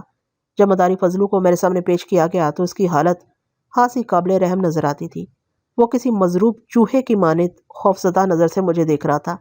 اس کے چہرے کے تاثرات اس بات کی گواہی دے رہے تھے کہ کوئی لمحہ جاتا تھا اور پھوٹ پھوٹ کر رونا شروع کر دیتا۔ میں نے حوالدار سے پوچھا، کیا صورتحال ہے؟ مہمان تعاون کے لیے تیار ہے جناب، کیا اس نے اقبال جرم کر لیا ہے؟ جی ملک صاحب، میں نے سوالیہ نظر سے فضلو کو گھورا۔ وہ گلگیر آواز میں بولا، تھانے دار صاحب آپ مجھے اس ظالم حوالدار سے بچا لیں، میں آپ کو ایک ایک بات بتا دوں گا، اس نے تو مار مار کر مجھے ادموا کر دیا ہے، اگر ملک صاحب کا خیال نہ ہوتا تو میں تو تمہیں سرے سے ہی ختم کر دیتا۔ حوالدار نے گرجدار لہجے میں کہا، پھر میری جانب دیکھتے ہوئے بولا، ملک صاحب آپ اس کا بیان نوٹ کر لیں، یہ اپنے کالے کرتوتوں کا اعتراف کرنے کے لیے تیار ہے۔ آئندہ 1 گھنٹے میں فضلو نے جو انکشافات کیے وہ عبرت انگیز اور رونگٹے کھڑے کر دینے والے تھے۔ وہ خبیث انسان ایک طویل عرصے سے اس مذموم دھندے میں ملوث تھا۔ دراصل وہ قادر خان نامی ایک شخص کا اہلِ کار تھا۔ فضلو ننھے منھے معصوم بچوں کو شبدے سکھانے کے بہانے بہلا پھسلا کر اپنے ساتھ لے جاتا تھا اور کسی ویران جگہ پہنچ کر وہ پہلے سے تیار کردہ ایک مخصوص رومال سے بچوں کو بے ہوش کر کے اپنے خفیہ ٹھکانے پر پہنچا دیتا تھا۔ ایک وقت میں وہ صرف ایک بچے کو ہی شکار کرتا تھا۔ شکار بچے کو شکاری قادر خان کے حوالے کر کے وہ کسی اور بچے کو ورگلانے کسی دوسرے گاؤں کا رخ کرتا تھا۔ لوگ اس کی طرف زیادہ توجہ نہیں دیتے تھے، البتہ بچوں کی وہ خصوصی توجہ کا مرکز تھا جو اس کی کرتب بازیوں اور شبدگری سے متاثر ہو کر اسے کچھ سیکھنے کی فرمائش کر ڈالتے تھے۔ جواباً فضلو مناسب موقع دیکھتے ہوئے کسی ایک منتخب بچے کو اپنی لچھے دار باتوں میں الجھا کر غائب کر دیتا تھا۔ بیان کے دوران ہی میں سے مختلف سوال بھی پوچھتا جا رہا تھا۔ ایک مرحلے پر میں نے استفسار کیا، تم اغوا شدہ بچے کو جس شخص کے حوالے کرتے ہو اس سے تمہارا رابطہ کس طرح ہوتا ہے؟ وہ خود ہی مجھ سے ملنے آتا ہے۔ وہ کہاں کا رہنے والا ہے؟ قادر خان جوہر آباد میں رہتا ہے۔ کیا تم کبھی جوہر آباد میں اسے ملے ہو؟ اس نے نفی میں سر ہلایا، پھر بولا، میں نے ایک مرتبہ بھی جوہر آباد میں اسے ملاقات نہیں کی۔ وہ ہمیشہ خود ہی مجھ سے ملنے ڈیرے پر آتا ہے۔ یہ بات بھی قادر خان ہی نے مجھے بتائی تھی کہ وہ جوہر آباد میں رہتا ہے۔ کیا وہ کسی خاص وقت تم سے ملنے ڈیرے پر آتا ہے؟ وہ مہینے میں 2 مرتبہ میرے پاس آتا ہے، فضلو نے بتایا، اور ہر مرتبہ اتوار کی شام کو، یعنی ایک اتوار چھوڑ کر دوسرے اتوار کی شام کو۔ اس روز ہفتہ تھا؟ میں نے تیز لہجے میں پوچھا۔ اس کا مطلب ہے قادر خان کل شام تمہارے ڈیرے پر آئے گا؟ کل بھی اتوار ہے؟ وہ حساب لگاتے ہوئے بولا، ہاں وہ کل شام ضرور آئے گا۔ پچھلے اتوار کی شام کو اس کا ناکہ تھا، اس سے پچھلے اتوار کی شام کو وہ آیا تھا، اور اس شام تم نے منصور کو اس کے حوالے کیا تھا۔ میں نے اس کے چہرے پر نگاہ جماتے ہوئے کہا، منصور کی گمشدگی کو کم و بیش 15 روز گزر چکے تھے۔ فضلو نے میرے سوال کے جواب میں گردن جھکا دی۔ میں نے پوچھا، قادر خان کس طرح تم تک پہنچتا ہے؟ وہ ایک پرانی جیپ میں آتا ہے، اس نے بتایا۔ جیپ کو وہ ڈیرے سے کچھ فاصلے پر کھڑا کرتا ہے اور یہ فاصلہ پیدل ہی چل کر مجھ تک پہنچتا ہے۔ کیا تم جانتے ہو کہ قادر خان تم سے بچے حاصل کرنے کے بعد ان کے ساتھ کیا کرتا ہے؟ میں نے تیز لہجے میں سوال کیا۔ میں اس بارے میں کچھ نہیں جانتا۔ تم نے اسے کبھی پوچھا نہیں؟ ایک مرتبہ پوچھا تھا، فضلو نے بتایا، مگر اس نے مجھے سختی سے جھڑک دیا تھا اور کہا تھا کہ میں اپنے کام سے کام رکھوں۔ تم یہ کام کس لالچ میں کرتے ہو؟ وہ مجھے اس کام کا معاوضہ دیتا ہے۔ کتنا معاوضہ؟ 50 روپے فی بچہ۔ میں نے ایک غلیظ جانور سے اس کی ماں کا ناجائز رشتہ استوار کرنے کے بعد وسیلے لہجے میں کہا، فضلو تم پر خدا کی مار، تم فضل الہی نہیں بلکہ قہر خدا بندی ہو۔ اپنے تھوڑے سے فائدے کے لیے تم کسی معصوم بچے کو اس کے والدین سے چھین لیتے ہو۔ کیا ایسا کرتے ہوئے تمہارا دل نہیں کانپتا؟ اس زمانے میں 50 روپے اچھی خاصی رقم شمار ہوتی تھی، ایک عام مزدور کی ماہانہ آمدنی سمجھ لیں، مگر یہ رقم اس بچے کے پاؤں کے ناخن سے بھی کم حیثیت رکھتی ہے، جسے ہمیشہ کے لیے اس کے ماں باپ اور بہن بھائیوں سے جدا کر دیا جائے۔ میرے سوال کے جواب میں فضلو نئی سی آواز میں منمنایا، تھانے دار صاحب، آئندہ میں ایسی حرکت نہیں کروں گا۔ آپ مجھے ایک مرتبہ معاف کر کے دیکھیں، میں بالکل سیدھا ہو جاؤں گا۔ سیدھا تو تمہیں ہونا ہی پڑے گا، بردہ فروش کی ناجائز اولاد، میں نے سخت لہجے میں کہا۔ پہلے ذرا ہم تمہاری ماں کے قسم اس قادر خان کو قابو کر لیں۔ تھانے میں آنے والے جرائم پیشہ لوگوں کو سبق سکھانا ہم بخوبی جانتے ہیں۔ یہاں جلیبی کی طرح آنے والے تیر کی طرح سیدھے ہو کر جاتے ہیں۔ مجھے پہلے ہی بہت مارا گیا ہے، فضلو گڑگڑانے لگا۔ میرا جوڑ دکھ رہا ہے اور کسی قسم کی سختی میں برداشت نہیں کر سکوں گا۔ تم ہمارے ساتھ تعاون کر رہے ہو، اس لیے اب تمہیں ڈرنے کی ضرورت نہیں ہے، میں نے کہا۔ تمہاری گواہی سے ہم قادر خان کو بھی قانون کے شکنجے میں کس لیں گے۔ میں کوشش کروں گا تمہیں کم سے کم سزا ہو۔ آخری جملہ میں نے محض اس کے اطمینان کے لیے کہا تھا، تاہم میرے دل میں اس کے لیے ذرا سا بھی رحم نہیں تھا۔ میں اسے قرار واقعی سزا دلوانے کے حق میں تھا۔ فی الحال اس کا اطمینان ہمارے لیے ضروری اور مفید تھا۔ باقی ماندہ پوچھ گچھ میں فضلو نے منصور کے علاوہ جاوید احمد از مٹھا والا، آصف محمود از شاہ والا جنوبی اور منیر حسین از رنگ پور کے اغوا کا اعتراف بھی کر لیا تھا۔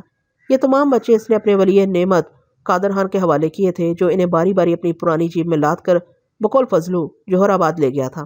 قادر خان اغوا شدہ بچوں کے ساتھ کیا سلوک کرتا تھا، اس کا پتہ اسے گرفتار کرنے کے بعد ہی چلایا جا سکتا تھا۔ میں نے حوالدار مبارک علی کو ہدایت دی کہ فی الحال فضلو کو حوالات میں بند کر دیں اور اس کے ساتھ عام سلوک کریں۔ قادر خان کی گرفتاری کے بعد اس کے بارے میں حتمی فیصلہ کیا جائے گا۔ اگلے روز میں نے ASI جہاں زیب اور 2 ہوشیار قسم کے کانسٹیبلز کو ساتھ لیا اور موزہ جمالی کی جانب روانہ ہو گیا۔ ہم اس وقت عوامی لباس میں تھے، تاہم ASI کے پاس تھیلے میں آہنی زیور موجود تھا۔ میں اپنے سروس ریوالور سے پوری طرح مسلح تھا۔ دونوں کانسٹیبلز ہٹے کٹے اور لڑائی بڑھائی کے ماہر اور دلدادہ تھے۔ ہماری منزل مداری فضلو کا ٹھکانہ تھی اور وہاں قیام کر کے ہمیں قادر خان کا انتظار کرنا تھا۔ فضلو سے ہم نے قادر خان کا حلیہ اور اس کی جیپ کے بارے میں تمام معلومات حاصل کر لی تھی۔ اس شام قادر خان فضلو سے ملنے آنے والا تھا۔ اسی موقع پر ہم اسے چھاپنے کا پروگرام بنائے بیٹھے تھے۔ دریائے جہلم کے کنارے جب ہم فضلو کے ڈیرے پر پہنچے تو دوپہر سپہر میں بدل چکی تھی، گویا ہمیں قادر خان کے انتظار میں زیادہ کوفت نہیں اٹھانا تھی۔ میں نے احتیاطاً دونوں کانسٹیبلز کو ڈیرے کے بیرونی جانب ریڈ الرٹ کر دیا تھا۔ جیسے ہی قادر خان فضلو کے ڈیرے کی بیرونی دروازے پر مخصوص دستک دیتا، ASI اچانک دروازہ کھول کر اسے گریبان سے پکڑ کر اندر کھینچ لیتا۔ اس دوران میں دونوں کانسٹیبلز ہماری جانب بڑی تیزی سے حرکت کرتے۔ یہ احتیاط میں نے اس لیے ملحوظ رکھی تھی کہ اگر خدا نہ خواستہ ASI قادر خان کو اندر کھینچنے میں ناکام رہے تو اس صورت میں قادر خان کے فرار کے امکانات کو صفر کے برابر بنایا جا سکے۔ اس صورت میں وہ دونوں کانسٹیبلز اسے قابو کر لیتے۔ مذکورہ کانسٹیبلز کبڈی کے نامور کھلاڑی تھے۔ دروازے پر مخصوص دستک والی بات مجھے فضلو سے معلوم ہوئی تھی۔ ہماری تیاری میں کسی چیز کی کمی نہیں تھی۔ جب سپہر شام میں بدلنے لگی تو ASI جہاں زیب نے دروازے کے نزدیک ہی نشست سنبھال لی۔ ہتھ کڑی بھی پوری طرح قادر خان کے ہاتھوں میں سچنے کے لیے تیار تھی۔ ہم نورپور تھل سے گھوڑوں پر سوار ہو کر مدر جمالی تک پہنچے تھے اور اس وقت وہ گھوڑے فضلو کے ڈیرے کے اندر ایک جانب بندھے ہوئے تھے۔ ان کھونٹوں پر پہلے فضلو کا بندر، کتا اور بکری بندھے ہوں گے۔ ہمارے پاس صرف 2 گھوڑے تھے، میں اور جہاں زیب ایک گھوڑے پر، دوسرے کانسٹیبل دوسرے گھوڑے پر سوار ہو کر یہاں پہنچے تھے۔ بالآخر انتظار کی گھڑیاں ختم ہوئی اور بیرونی دروازے پر مخصوص دستک سنائی دی۔ ASI نے دوسری دستک پر ایک دم دروازہ کھول دیا۔ ایک اجنبی چہرے کو اپنے روبرو دیکھ کر قادر خان پہلے ٹھٹکا پھر بدکا، مگر اسے کوئی عملی قدم اٹھانے کا موقع نہ ملا۔ پروگرام کے مطابق ASI نے اس کے گریبان میں ہاتھ ڈال دیا۔ اگلے ہی لمحے وہ ڈیرے کے اندرونی حصے میں پڑا تھا۔ اسی دوران میں دونوں مستعد کانسٹیبل بھی موقع پر پہنچ کر انہوں نے بیرونی دروازے کو اندر سے بند کر دیا۔ جب تک قادر خان صورتحال کو سمجھ پاتا میں اس کی کلائیوں میں ہتھ کڑی پہنا چکا تھا۔ وہ ہکا بکا میری جانب دیکھتے ہوئے ہکلایا، آپ کون لوگ ہیں؟ وہ متوش نظر سے چاروں طرف دیکھنے لگا۔ کس کو ڈھونڈ رہے ہو بد کے بیج؟ میں نے گرج کر کہا، وہ تمہارا بھائی بند فضلو آج کل ہماری میزبانی کا لطف اٹھا رہا ہے۔ تھوڑی دیر بعد تم بھی اسی مہمان خانے میں پہنچنے والے ہو۔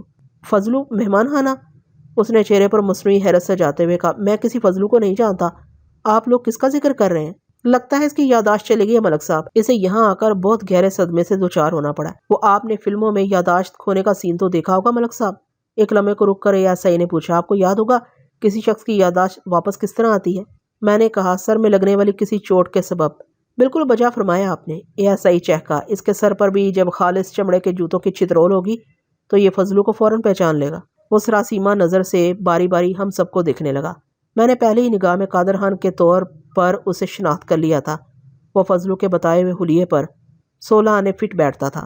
میں دونوں کانسٹیبلز کی بے چینی کو خاص طور پر نوٹ کر رہا تھا۔ انہیں اس مارکے میں ہاتھ پاؤں کھولنے کا موقع نہیں ملا تھا۔ میں نے ان کی تفریح تباہ کا انتظام کرتے ہوئے قادر خان سے پوچھا، قادر خان تم نے اپنی کھٹارا جیپ کہاں کھڑی کی ہے؟ اس نے ایک مرتبہ پھر ایکٹنگ کا سہارا لیا۔ قادر خان، کھٹارا جیپ؟ یہ آپ کس قسم کی باتیں کر رہے ہیں؟ ملک صاحب، ASI نے کہا، اس کی یادداشت تو واقعی گم ہو چکی ہے۔ میں نے کانسٹیبل کو اشارہ کرتے ہوئے کہا، ابھی تھوڑی دیر پہلے جہاں زیب نے یادداشت واپس لانے والا فارمولہ بیان کیا تھا، تم لوگ بھولے تو نہیں؟ بالکل نہیں ملک صاحب۔ وہ سینے چڑھاتے ہوئے کشاں کشاں قادر خان کی جانب بڑھے۔ آپ دیکھتے جائیں، یہ اپنی پچھلی 7 نسلوں کے حالات اور آنے والی 7 نسلوں کے واقعات ابھی فرفر آپ کے سامنے بیان کرے گا۔ میں نے محتاط لہجے میں کہا، اس کی صرف یادداشت ہی واپس لانا ہے، یادداشت والی مشین کو کوئی نقصان نہیں پہنچنا چاہیے، آپ بے فکر ہو جائیں۔ ایک کانسٹیبل نے پرجوش لہجے میں کہا، ہم اس کے ساتھ تھوڑی دیر تک بس کبڈی کھیلیں گے۔ پھر وہ دونوں قادر خان پر کبڈی کے مختلف داؤ آزمانے لگے۔ قادر خان کے ہاتھوں میں ہتھ کڑی کی موجودگی نے اسے ویسے ہی بے بس کر رکھا تھا۔ اس پر بے دردی سے کی جانے والی اٹھا پٹک نے اس کا انجر پنجر ہلا کر رکھ دیا۔ تھوڑی دیر میں وہ کسی کینچوے کی طرح ایک جانب پڑا ہانپ رہا تھا۔ قصہ مختصر، قادر خان کی رہنمائی میں ہم اس کی جیپ تک پہنچے۔ میں نے جیپ کی ڈرائیونگ سیٹ سنبھال لی، جہاں زیب قادر خان کے ساتھ پچھلی نشست پر بیٹھ گیا۔ دونوں کانسٹیبل نے گھوڑے سنبھال لیے اور ہمارا یہ مختصر سا قافلہ نورپور تھل کی جانب روانہ ہو گیا۔ قادر خان کی جتنی خاطر توجہ ہو چکی تھی، اس کے پیش نظر اس کی طرف سے کسی گڑبڑ کا اندیشہ تو نہیں تھا۔ ہم اس کی جامع تلاشی پہلے ہی لے چکے تھے، جیپ کو بھی ہم نے اچھی طرح چیک کر لیا تھا، تاہم پھر بھی احتیاطاً میں نے اپنا ریوالور ASI جہاں زیب کو تھما دیا تھا تاکہ کسی بھی قسم کی ہنگامی صورتحال میں سے کام لیا جا سکے۔ دونوں کانسٹیبل گھوڑوں پر سوار جیپ کے پیچھے پیچھے آ رہے تھے۔ میں نے ڈرائیونگ تقسیم سے پہلے ہی سیکھ لی تھی۔ اس وقت میں ASI تھا اور جلندھر کے ایک تھانے میں میری ڈیوٹی ہوتی تھی۔ اس تھانے کا انچارج میری کارکردگی سے بہت متاثر تھا اور اسی کے تعاون سے میں نے ڈرائیونگ سیکھی تھی۔ ہم بخیر و عافیت اپنے تھانے پہنچ گئے۔ میں نے قادر خان کو حوالدار کے حوالے کرتے ہوئے کہا اس مردود کو علیحدہ کمرے میں رکھنا، یعنی حوالات کے دوسرے حصے میں۔ حوالات کے ایک حصے میں فضلو بند تھا۔ میں نے تاکیدی لہجے میں اضافہ کیا، پوری رات ان کی کڑی نگرانی ہونی چاہیے۔ یہ دونوں ایک دوسرے کو دیکھتے تو رہے مگر انہیں ایک بھی بات کرنے کی اجازت نہ دینا۔ اگر یہ آپس میں کچھ بولنے کی کوشش کریں یا کوئی اشارہ وغیرہ دیں تو بے شک ان کی کھال ادھیڑ ڈالنا۔ میں نے دانستہ یہ نفسیاتی حربہ آزمایا تھا۔ اس سے میں قادر خان کے حساب کو درہم برہم کرنا چاہتا تھا تاکہ جب دوسری صبح میں اسے پوچھ گچھ کروں تو وہ جھوٹ بولنے کی جرات نہ کر سکے۔ حوالدار نے کہا ملک صاحب، فضلو تو ہم سے ہر قسم کا تعاون کر رہا ہے۔ یہ نیا پرندہ پتہ نہیں کس مزاج کا ہے۔ اس کے مزاج سے آگاہی کے لیے تمہارے پاس آدھی رات پڑی ہے۔ میں نے کہا وہ تقریباً نصف شب کا وقت تھا، کیا کسی پرندے کی مزاج پرسی کے لیے یہ وقت کم ہے؟ حوالدار مانی حیض انداز میں مسکرایا، بولا نہیں جناب، یہ وقت میرے لیے کافی ہے، آپ بے فکر ہو کر اپنے کوارٹر میں جا سکتے ہیں۔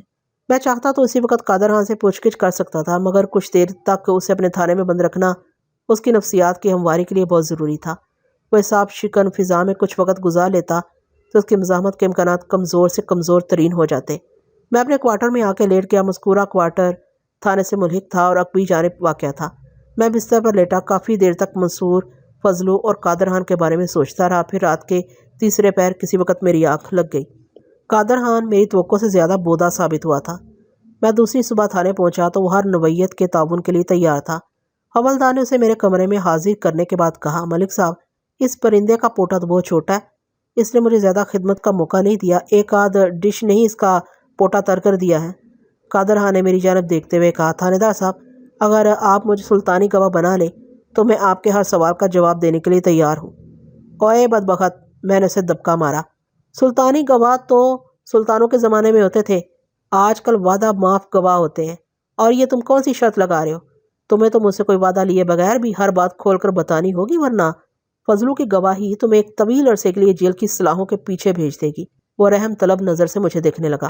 میں نے قدرے مصلحت آمیز انداز میں کہا قادر خان، تم سے حاصل شدہ معلومات اور تمہارا تعاون اگر میرے لیے کسی بھی طور مفید ثابت ہوا تو میں تمہیں وعدہ معاف گواہ بنانے کے بارے میں ضرور سوچوں گا۔ بڑی مہربانی جناب کی، وہ دھیمے لہجے میں بولا۔ قادر نے اس روز جو انکشافات کیے، میں سے غیر متعلقہ باتوں کو حذف کر کے خلاصہ سوال و جواب کی صورت میں آپ کی خدمت میں پیش کرتا ہوں۔ میں نے قادر خان سے پوچھا تم فضلو مداری سے نہ سمجھ اور معصوم بچوں کو حاصل کر کے ان سے کیا کام لیتے ہو؟ میں انہیں حق نواز کے بندوں تک پہنچا دیتا ہوں۔ یہ حق نواز کون ہے؟ خوشاب شہر کا ایک بااثر شخص ہے۔ مجھے پتہ چلا ہے کہ تم جوہر آباد کے رہنے والے ہو۔ اس نے اس بات میں جواب دیا۔ میں نے پوچھا جوہر آباد تو پوری تحصیل ہے، تم جوہر آباد میں کس جگہ رہتے ہو؟ سرفراز کالونی میں۔ سرفراز کالونی میں۔ حق نواز سے تمہارا رابطہ کس طرح ہوتا ہے؟ ہم کبھی بالمشافہ نہیں ملے، قادر خان نے بتایا، حق نواز کے بندوں ہی سے میری ملاقات ہوتی ہے۔ پھر تو تم حق نواز کے پتے سے بھی واقف نہیں ہوگے؟ جی ہاں، میں واقف کے ٹھکانے کے بارے میں کچھ نہیں جانتا، قادر خان نے جواب دیا۔ تم فضلو سے 50 روپے میں بچہ حاصل کرتے ہو؟ میں نے غصیلے لہجے میں کہا۔ آگے اسے کتنے میں فروخت کرتے ہو؟ وہ بولا، حق نواز کے بندے مجھے فی بچہ 100 روپیہ دیتے ہیں، یعنی تم 100% منافع کماتے ہو؟ میں نے اس کی آنکھوں میں گورتے ہوئے سوال کیا، تمہارے کتنے بچے ہیں؟ اس نے جواب دیا، میرے 2 بچے ہیں۔ ان کو کتنے میں فروخت کرو گے؟ اس نے جواب دینے کی بجائے ندامت سے نظر جھکا لی۔ میں نے نفرت امیز لہجے میں کہا، اوئے مکروہ شخص، دوسروں کے بچوں کی خرید و فروخت کرتے ہوئے کبھی تمہیں اپنے بچوں کا خیال نہیں آیا؟ کل کلا ان کے ساتھ بھی ایسا ہی کوئی اندھوناک واقعہ پیش آ سکتا ہے، تم نے کبھی اس حوالے سے سوچا؟ مارے شرمندگی کے وہ زمین میں گڑا جا رہا تھا۔ میں نے پوچھا، کیا تمہیں معلوم ہے حق نواز ان بچوں کا کیا حشر کرتا ہے؟ جی، میں نے اس بارے میں اڑتی خبر سنی ہے، وہ گردن اٹھاتے ہوئے بولا۔ ایک مرتبہ بچوں کے لین دین کے موقع پر حق نواز کے ایک بندے کے منہ سے کچھ ایسی باتیں نکل گئی تھی کہ میں معاملات کی تہہ تک پہنچ گیا تھا۔ معاملات کی تہہ میں تم نے کیا پایا تھا؟ میری معلومات کے مطابق حق نواز کسی بیگار کیمپ کی پست پناہی کرتا ہے، قادر خان نے بتایا۔ میں چونک اٹھا، بیگار کیمپ؟ جی ہاں، وہ پرشکین لہجے میں بولا، جہاں کم عمر بچوں سے جبری مشقت کروائی جاتی ہے۔ میں نے ایسے کیمپوں کے بارے میں سن رکھا تھا، عموماً اس قسم کے کیمپ علاقہ غیر میں پائے جاتے تھے جہاں قانون کی رسائی ممکن نہیں ہوتی تھی۔ اغوا شدہ کم عمر بچوں کو ایسے کیمپوں میں پہنچا دیا جاتا تھا اور معمولی خوراک مہیا کر کے ان سے جان توڑ بگاڑ لی جاتی تھی۔ اگر کوئی بچہ یا لڑکا وہاں سے فرار ہونے کی کوشش کرتا تو اس کی ٹانگ توڑ کر اسے اپاہج بنا دیا جاتا تھا۔ بغاوت کرنے والوں اور دنگا فساد کرنے والوں کے ساتھ بھی انتہائی ظالمانہ سلوک کیا جاتا تھا۔ میں نے قادر خان سے استفسار کیا، کیا تم جانتے ہو جس بیگار کیمپ کی پست پناہی حق نواز کرتا ہے وہ کہاں واقع ہے؟ اسی علاقے میں جناب۔ اس کا جواب میرے لیے حیران کن تھا۔ میں نے پوچھا، یعنی خوشاب میں؟ اس نے اس بات میں سر ہلایا۔ میں نے کہا ضلع ہوشاب میں کس جگہ؟ وادی سون سے کافی آگے۔ قادر خان نے بڑی رسان سے جواب دیا، کوہستان نمک کے پہاڑوں میں ایک خفیہ مقام پر۔ کیا تم بھی اس بیگار کیمپ کا نظارہ کر چکے ہو؟ اس نے نفی میں جواب دیا۔ میں نے پوچھا پھر تم اتنے وثوق سے یہ سب کچھ کس طرح بتا رہے ہو؟ میں نے اپنے طور پر معلومات حاصل کی ہیں، اس نے بتایا۔ پھر حق نواز کے ایک بندے سے میری خاصی بے تکلفی بھی ہو گئی ہے۔ وہ اس بیگار کیمپ میں 1-2 مرتبہ جا چکا ہے، اسی کی زبانی مجھے بہت سی باتیں پتہ چلی ہیں۔ تم اس بیگار کیمپ کے بارے میں اور کیا جانتے ہو؟ قادر خان پوری طرح تعاون کر رہا تھا، بولا وہاں کے نگراں کا نام مراد علی ہے۔ وہ ایک آنکھ والے جن کے نام سے پہچانا جاتا ہے کیونکہ وہ ایک آنکھ سے محروم ہے اور بے انتہا ظالم و جابر ہے۔ اس کی جس آنکھ کا چراغ گل ہے اس پر وہ چمڑے کی پٹی باندھے رہتا ہے۔ نیاز علی کے مطابق وہ خبیث شخص ایک آنکھ کی مدد سے 2 آنکھیں رکھنے والوں سے زیادہ تیز دیکھ سکتا ہے۔ اس کے مددگار اس کے علاوہ ہیں۔ یہ نیاز علی کون ہے؟ میں نے پوچھا۔ حق نواز کا وہی بندہ جو مجھ سے ہاسا فری ہو چکا ہے۔ ایک فوری خیال کے تحت میں نے پوچھا، قادر خان تم نیاز علی کے پتہ ٹھکانے سے تو واقف ہو گئے نا؟ نہیں جناب، اس سلسلے میں معذرت چاہتا ہوں، وہ معذوری سے بولا۔ نیاز علی بہت ڈھیٹ آدمی ہے، اتنی زیادہ بے تکلفی کے باوجود بھی اس بارے میں کبھی اس کی زبان نہیں پھسلی۔ حق نواز تک پہنچنے کے سلسلے میں تم ہماری کیا مدد کر سکتے ہو؟ مجھے بہت افسوس ہے، میں اس سلسلے میں آپ کی کوئی مدد نہیں کر سکوں گا، وہ نفی میں سر ہلاتے ہوئے بولا۔ حق نواز بہت کائیاں شخص ہے، اپنے ہاتھ ہمیشہ صاف رکھتا ہے، کوئی چاہے کتنی بھی کوشش کرے بیگار کیمپ سے اس کا تعلق ثابت نہیں کیا جا سکتا۔ ہوشاب شہر میں وہ ایک با اثر اور باعزت آدمی سمجھا جاتا ہے، کوئی اس پر ہاتھ ڈالنے کا تصور بھی نہیں کر سکتا، اور اس کی ایک ٹھوس وجہ بھی ہے۔ قادر خان نے مجھے حق نواز کے بارے میں جو کچھ بتایا اس کا ذکر یہاں مناسب نہیں ہوگا، بس آپ یہ سمجھ لیں کہ حق نواز بہت با اثر اور طاقتور آدمی تھا، بظاہر وہ ایک معزز شہری تھا۔ میں نے قادر خان سے کہا، ایک بات کان کھول کر سن لو قادر خان۔ وہ پوری طرح میری طرف متوجہ ہو گیا۔ میں نے نہایت ہی ٹھہرے ہوئے لہجے میں کہا، اگر آگے چل کر کسی مرحلے پر یہ ثابت ہوا کہ تم نے مجھے غلط راہ پر ڈالنے کے لیے دروغگوئی سے کام لیا تو میں تمہارا حشر عبرتناک کر دوں گا۔ وہ بولا، اگر میں آپ سے جھوٹ بولوں تو میری گردن اور آپ کی تلوار۔ ایک لمحے کے توقف سے اس نے مزید کہا، ایک بات تو آپ بھی ذہن میں رکھے تھانے دار صاحب، ان ساری معلومات کو ثابت کرنے کے لیے میرے پاس کچھ نہیں ہے، البتہ میں ہر قسم کی قسم کھانے کو تیار ہوں کہ جو کچھ میں جانتا ہوں اسے آپ تک پہنچانے میں نے کسی طرح کا گھپلہ نہیں کیا، باقی آپ خود سمجھدار ہیں۔ قادر خان کی بات میں وزن تھا۔ میں نے کہا، تم اپنی معلومات کی روشنی میں مجھے اس مقام کا محل وقوع بتاؤ جہاں یہ بیگار کیمپ پایا جاتا ہے۔ اس نے 2 منٹ کے لیے آنکھیں بند کی، پھر جو کچھ اسے معلوم تھا وہ اس نے میرے سامنے بیان کر دیا۔ یہاں اس تفصیل کا ذکر بھی ضروری نہیں ہے۔ اپنی بات ختم کرنے کے بعد قادر خان نے پوچھا، اب تو آپ مجھے وعدہ معاف گواہ بنا لیں گے نا تھانے دار صاحب؟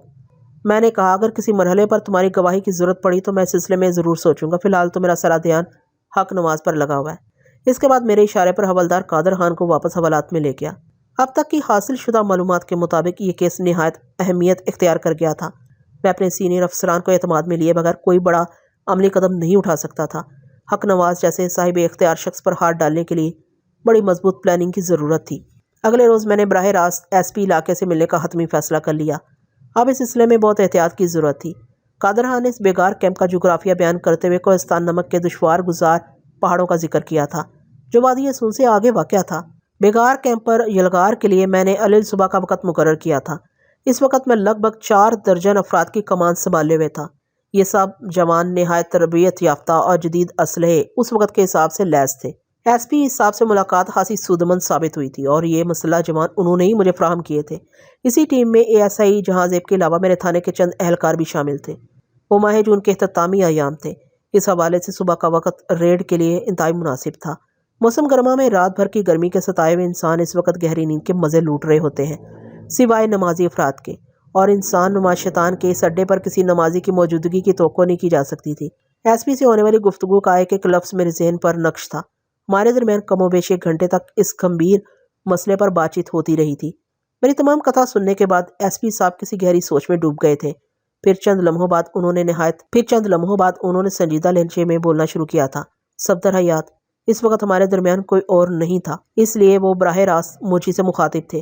حق نواز کے بارے میں مجھے بھی کچھ پراسرار اطلاعات ملتی رہتی ہیں، مگر یہ شخص اس قدر ہوشیار ہے کہ بہت ہاتھ پاؤں بچا کر کام کرتا ہے۔ مجھے ابھی تک اس پر ہاتھ ڈالنے کا موقع نہیں ملا۔ سر، کیا اس کی وجہ یہ تو نہیں کہ حق نواز بڑا مضبوط سیاسی اثر و رسوخ رکھتا ہے؟ میں نے ایک امکان کا اظہار کیا۔ ایس پی صاحب نے نفی میں سر ہلایا اور بولے، قطعاً نہیں۔ صفدر حیات میں اپنے فرض کی ادائیگی کے لیے کسی اثر و رسوخ کو خاطر میں نہیں لاتا۔ اس سلسلے میں مجھے IG صاحب کا تعاون بھی حاصل ہے۔ تم جن خطوط پر سوچ رہے ہو ایسی کوئی بات نہیں ہے۔ پھر کیا بات ہے سر؟ میری تسلی نہیں ہوئی تھی۔ ایس پی صاحب بڑی رسان سے بولے، صفدر حیات، بات دراصل یہ ہے کہ حق نواز جیسے لوگوں پر کچا ہاتھ ڈالنا بہت خطرناک ثابت ہوتا ہے۔ میں سوچ سمجھ کر کسی خاص موقع پر رنگے ہاتھوں سے ناپنا چاہتا ہوں، اور اب یہ موقع آ گیا سر۔ ہاں، وہ گہری نظر سے مجھے دیکھتے ہوئے بولا۔ حق نواز کے بارے میں پہلے بھی مطمئن نہیں تھا، تاہم اس بات کی مجھے توقع نہیں تھی کہ وہ اس قسم کے مذموم کام میں ملوث ہوگا۔ اب اس کی سرکوبی بہت ضروری ہو گئی ہے۔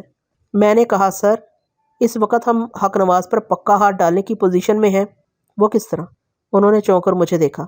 وہ اس طرح کہ ہمارے پاس اس کے خلاف تو مضبوط گواہ موجود ہیں، میں نے پرجوش لہجے میں کہا۔ مداری فضلو اور مڈل مین قادر خان، یہ دونوں نامراد میرے تھانے کی حوالات میں ہیں۔ ایس پی صاحب نے گمبھیر لہجے میں کہا، بے شک یہ دونوں افراد بہت اہم ہیں، مگر سر دست ہم انہیں حق نواز کے خلاف استعمال نہیں کر سکتے۔ ایک لمحے کے توقف سے وہ اپنی بات کی وضاحت کرتے ہوئے بولے، فضلو مداری کی گواہی سے ہم قادر خان کو سزا تو دلوا سکتے ہیں، لیکن قادر خان کی گواہی حق نواز کے خلاف کسی بھی طور مؤثر نہیں ہوگی۔ حق نواز قادر خان سے اپنے کسی بھی قسم کے تعلق سے انکار کر دے گا۔ تم نے بتایا ہے کہ قادر خان آج تک براہ راست حق نواز سے نہیں ملا۔ اس زاویے سے اگر حق نواز کو چھیڑا گیا تو وہ ہوشیار ہو جائے گا، ہم محض ہاتھ ملتے رہ جائیں گے اور اس کے خلاف کچھ بھی ثابت نہیں کر پائیں گے۔ تو پھر کیا ہاتھ پر ہاتھ رکھ کر بیٹھ جائیں؟ میں نے کہا۔ ایس پی صاحب نے کہا، ہاتھ پر ہاتھ رکھ کر بیٹھنے کی ضرورت نہیں، ہمیں حق نواز کو گھیرنے کی تیاری میں مصروف رہتے ہوئے مناسب موقع کا انتظار کرنا ہوگا۔ کیسا مناسب موقع سر؟ میں پوچھے بنا نہ رہ سکا۔ وہ بولے، میرے علم میں یہ بات ہے کہ حق نواز اکثر و بیشتر سون سکسر کی طرف جاتا رہتا ہے۔ میں نہیں جانتا کہ وہ وہاں کس مقصد سے جاتا ہے۔ تم نے جو تازہ ترین صورتحال بتائی ہے، اس کے پیش نظر تو یہ بات وثوق سے کہی جا سکتی ہے کہ وہ اپنے بیگار کیمپ ہی میں جاتا ہوگا۔ ایک لمحے کو سانس لینے کے لیے رکے، پھر بات جاری رکھتے ہوئے کہا، میں آج حق نواز پر نگرانی سخت کر دیتا ہوں۔ وہ جب بھی سون سکسر کا رخ کرے گا، ہم پوری تیاری کے ساتھ اس کے تعاقب میں جائیں گے۔ اگر وہ واقعی کوئی بیگار کیمپ چلا رہا ہے تو اسے رنگے ہاتھوں پکڑنے کا اس سے زیادہ مناسب موقع اور کوئی نہیں ہوگا۔ آپ بجا فرما رہے ہیں سر، میں نے کچھ سوچتے ہوئے کہا، لیکن اس انتظار میں جانے کتنا وقت لگ جائے، اور اس دوران میں معصوم منصور عالم، اسے کچھ نہیں ہوگا صفدر حیات۔ ایس پی صاحب نے تشفی آمیز لہجے میں کہا، اگر واقعتاً اس بیگار کیمپ میں پہنچا دیا گیا ہے، زیادہ زیادہ یہ ہوگا کہ اسے زبردستی بیگار لی جا رہی ہوگی، اس کی جان کو قطعاً کوئی خطرہ نہیں ہوگا۔ تم اس سلسلے میں پریشان نہ ہو، معصوم منصور وہاں اکیلا نہیں ہوگا۔ آپ بجا فرما رہے ہیں سر، میں نے کچھ سوچتے ہوئے کہا، لیکن ایس پی صاحب کی بات دل کو لگتی تھی۔ مجھے تسلی ہو گئی کہ فی الحال منصور وہاں محفوظ ہوگا۔ میں نے مضبوط لہجے میں کہا، سر آپ سے ایک درخواست کرنا چاہتا ہوں۔ ہاں بولو، وہ سوالیہ نظر سے مجھے دیکھنے لگے۔ سر اس مشن میں مجھے آپ کا بھرپور تعاون درکار ہے، لیکن میں نے دانستہ جملہ ادھورا چھوڑ دیا۔ لیکن کیا صفدر حیات؟ سر میں چاہتا ہوں کہ آپ اس مہم کے سلسلے میں میری پیشہ ورانہ صلاحیتوں پر مکمل بھروسہ کریں۔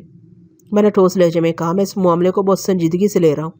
وہ بولے، صفدر حیات میں تمہاری کارکردگی سے بے خبر نہیں ہوں، تم اس ضلع میں ابھی نئے ہو، مگر جنگ اور سرگودا کے ضلع میں تم نے جو کارنامے انجام دیے ہیں، میں ان سے پوری طرح آگاہ ہوں۔ تم ایک باصلاحیت اور انتہائی ذمہ دار پولیس آفیسر ہو، میں تم پر مکمل بھروسہ کرتا ہوں۔ بتاؤ تم مجھ سے کیا چاہتے ہو؟ کسی سینئر آفیسر کے منہ سے اپنی تعریف سن کر مجھے از حد مسرت کا احساس ہوا۔ میں نے کہا، سر میں اس مہم کو اپنی نگرانی میں سر کرنا چاہتا ہوں۔ میں سمجھ گیا تمہارا مقصد۔ وہ سر کو اس باتی جنبش دے کر بولے، تھینک یو سر۔ انہوں نے کہا، میں کل ہی آئی جی صاحب سے اس سلسلے میں خصوصی ملاقات کرتا ہوں، پھر جیسے ہی ہمیں معلوم ہوگا کہ حق نواز سون سکسر کی طرف گیا ہے، ہم اپنے تجربہ کار لوگوں سے اس کا تعاقب کروائیں گے۔ اس طرح ہمیں اس کے بیگار کیمپ تک رسائی حاصل ہو جائے گی۔ تمہیں اس مارکے کے لیے جتنی کمک چاہیے وہ میں مہیا کر دوں گا۔ تمہاری ہی کمان میں یہ مشن پایا تکمیل کو پہنچے گا۔ بولو اور کیا چاہتے ہو؟ یس سر، میں نے ممنونیت امیز لہجے میں کہا، آپ کے تعاون کا پیشگی شکریہ، میں آپ کے اعتماد پر پورا اتر کر دکھاؤں گا۔ اس ملاقات کے 10 دن بعد مجھے پتا چلا کہ حق نواز اپنے بیگار کیمپ پہنچ رہا ہے۔ اس دوران میں ایس پی صاحب سے مسلسل رابطے میں رہا تھا اور ہم نے ہر قسم کی تیاریاں مکمل کر لی تھیں۔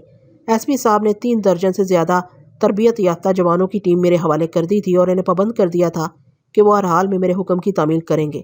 ہم ایک سرکاری ٹرک میں شہر ہوشاب سے روانہ ہوئے تھے۔ اس ملاقات کے 10 دن بعد مجھے پتا چلا کہ حق نواز اپنے بیگار کیمپ پہنچ رہا ہے۔ اس دوران میں ایس پی صاحب سے مسلسل رابطے میں رہا تھا اور ہم نے ہر قسم کی تیاریاں مکمل کر لی تھی۔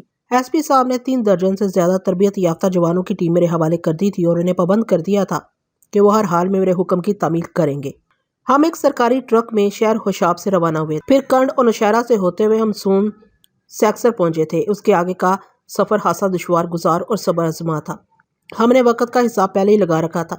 جس وقت ہم اپنے مطلوبہ مقام پر پہنچے، رات پوری طرح اپنے پر پھیلا چکی تھی۔ ہم نے اس بات کی تصدیق بھی کر لی تھی کہ اس رات حق نواز وہاں موجود تھا۔ اس سلسلے میں کبیر احمد نے ہماری بہت مدد کی تھی۔ وہ اس وقت بھی ہمارے ساتھ تھا۔ کبیر احمد سون سیکٹر کے علاقے موریاں والا کا رہنے والا تھا اور پولیس کے لیے مخبری کا کام کرتا تھا۔ وہ اس پورے علاقے کے چپے چپے سے واقف تھا۔ کبیر احمد کی مدد سے میں نے یہ بات بھی معلوم کر لی تھی کہ اس بیگار کیمپ میں اس وقت حق نواز کیمپ کے نگران یک چشم شیطان صفت مراد علی کے علاوہ درجن بھر مسلح افراد موجود تھے جو بچوں کو کنٹرول کرنے اور ان سے بیگار لینے میں مراد علی کی مدد کرتے تھے۔ میں نے علیل صبح اس کیمپ پر دھاوا بولنے کا پروگرام بنایا تھا اور اس کی دو خاص وجوہات تھیں۔ ایک تو وہی وجہ تھی جو میں پہلے بیان کر چکا ہوں، یعنی شدید گرمی کے موسم میں صبح کے وقت بہت گہری نیند آتی ہے، اور دوسری وجہ یہ کہ مجھے پتہ چلا تھا حق نواز شہر سے اپنے ساتھ 2 عورتیں بھی لایا تھا جو یقیناً اس کے لیے اور ایک آنکھ والے جن مراد علی کے لیے تھی۔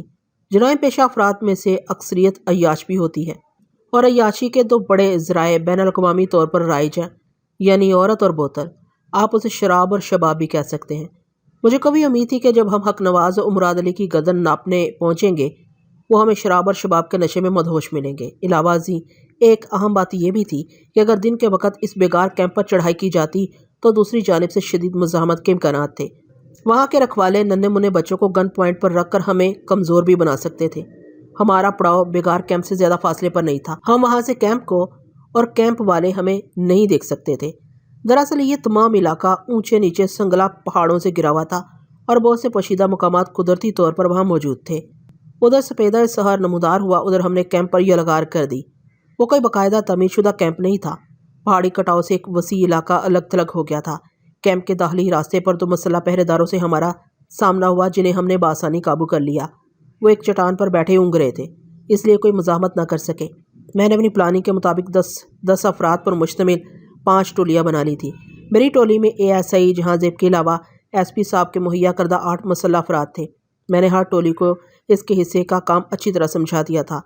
بیگار کیمپ میں ایک جانب 2 کمرے بنے ہوئے تھے۔ میں سیدھا اسی جانب بڑھ گیا۔ میرے اندازے کے مطابق حق نواز اور مراد علی کو اسی طرف ہونا چاہیے تھا۔ وہ دونوں نیچی چھت والے کمرے میں تھے، بس نام ہی کے کمرے تھے۔ یوں سمجھے کہ بس پردے کا انتظام تھا، ورنہ ان میں باقاعدہ کمروں والی کوئی بات نہیں تھی۔ دروازوں سے آ رہی وہ دونوں کمرے خاموش تھے اور ان کے گرد گہری تاریکی کا راج تھا۔ میں نے دائیں بائیں نگاہ گھما کر دیکھا۔ دور مجھے ایک چھت دار وسیع و عریض ہال نظر آیا جس کی صرف دیواریں تھیں اور وہ سامنے سے بالکل کھلا تھا۔ اس برآمدے نما ہال میں لاتعداد بچے بے ترتیب پڑے سو رہے تھے، گویا وہ اغوا شدہ بچوں کا بیڈ روم تھا۔ اسی وقت میں نے 2 ٹولیوں کو اس ہال کی جانب بڑھتے دیکھا تو مطمئن ہو گیا۔ مجھے اپنے کان کے نزدیک ASI جہاں زیب کی سرگوشی سنائی تھی۔ ملک صاحب کیا ارادہ ہے؟ اندر داخل ہوا جائے؟ ارادہ خاصا نیک ہے جہاں زیب، میں نے بھی سرگوشی ہی میں جواب دیا۔ اب یہاں کوئی دروازہ تو ہے نہیں جس پر دستک دے کر اپنا اخلاقی فرض پورا کیا جائے؟ ہمارے پاس سرچ وارنٹ موجود ہے، ASI نے کہا۔ یہاں کے چپے چپے کی تلاشی کا ہمیں حق حاصل ہے۔ شاید میں آپ کو بتانا بھول گیا کہ SP صاحب نے ہمارے لیے سرچ وارنٹ کا انتظام بھی کر دیا تھا اور ہمیں دیگر ہر قسم کے اختیارات بھی تفویض کیے تھے۔ جو لوگ پنجاب کے جغرافیے سے واقف نہیں ہیں ان کی معلومات کے لیے عرض کر دوں کہ ہماری تمام کارروائیاں ضلع ہوشاب ہی کے اندر تھیں۔ ہم آپس میں یہ سرگوشیاں کر ہی رہے تھے کہ تھوڑے فاصلے پر سے فائرنگ کی آواز سنائی دی۔ میں نے گردن اٹھا کر اس جانب دیکھا، اگرچہ ابھی تک پوری طرح اجالا نہیں پھیلا تھا، تاہم مجھے فائرنگ کی آواز کی طرف کچھ ملجگی سی سرگرمی نظر آئی۔ شاید کسی ٹولی کا پہرے داروں سے ٹکراؤ ہو گیا تھا۔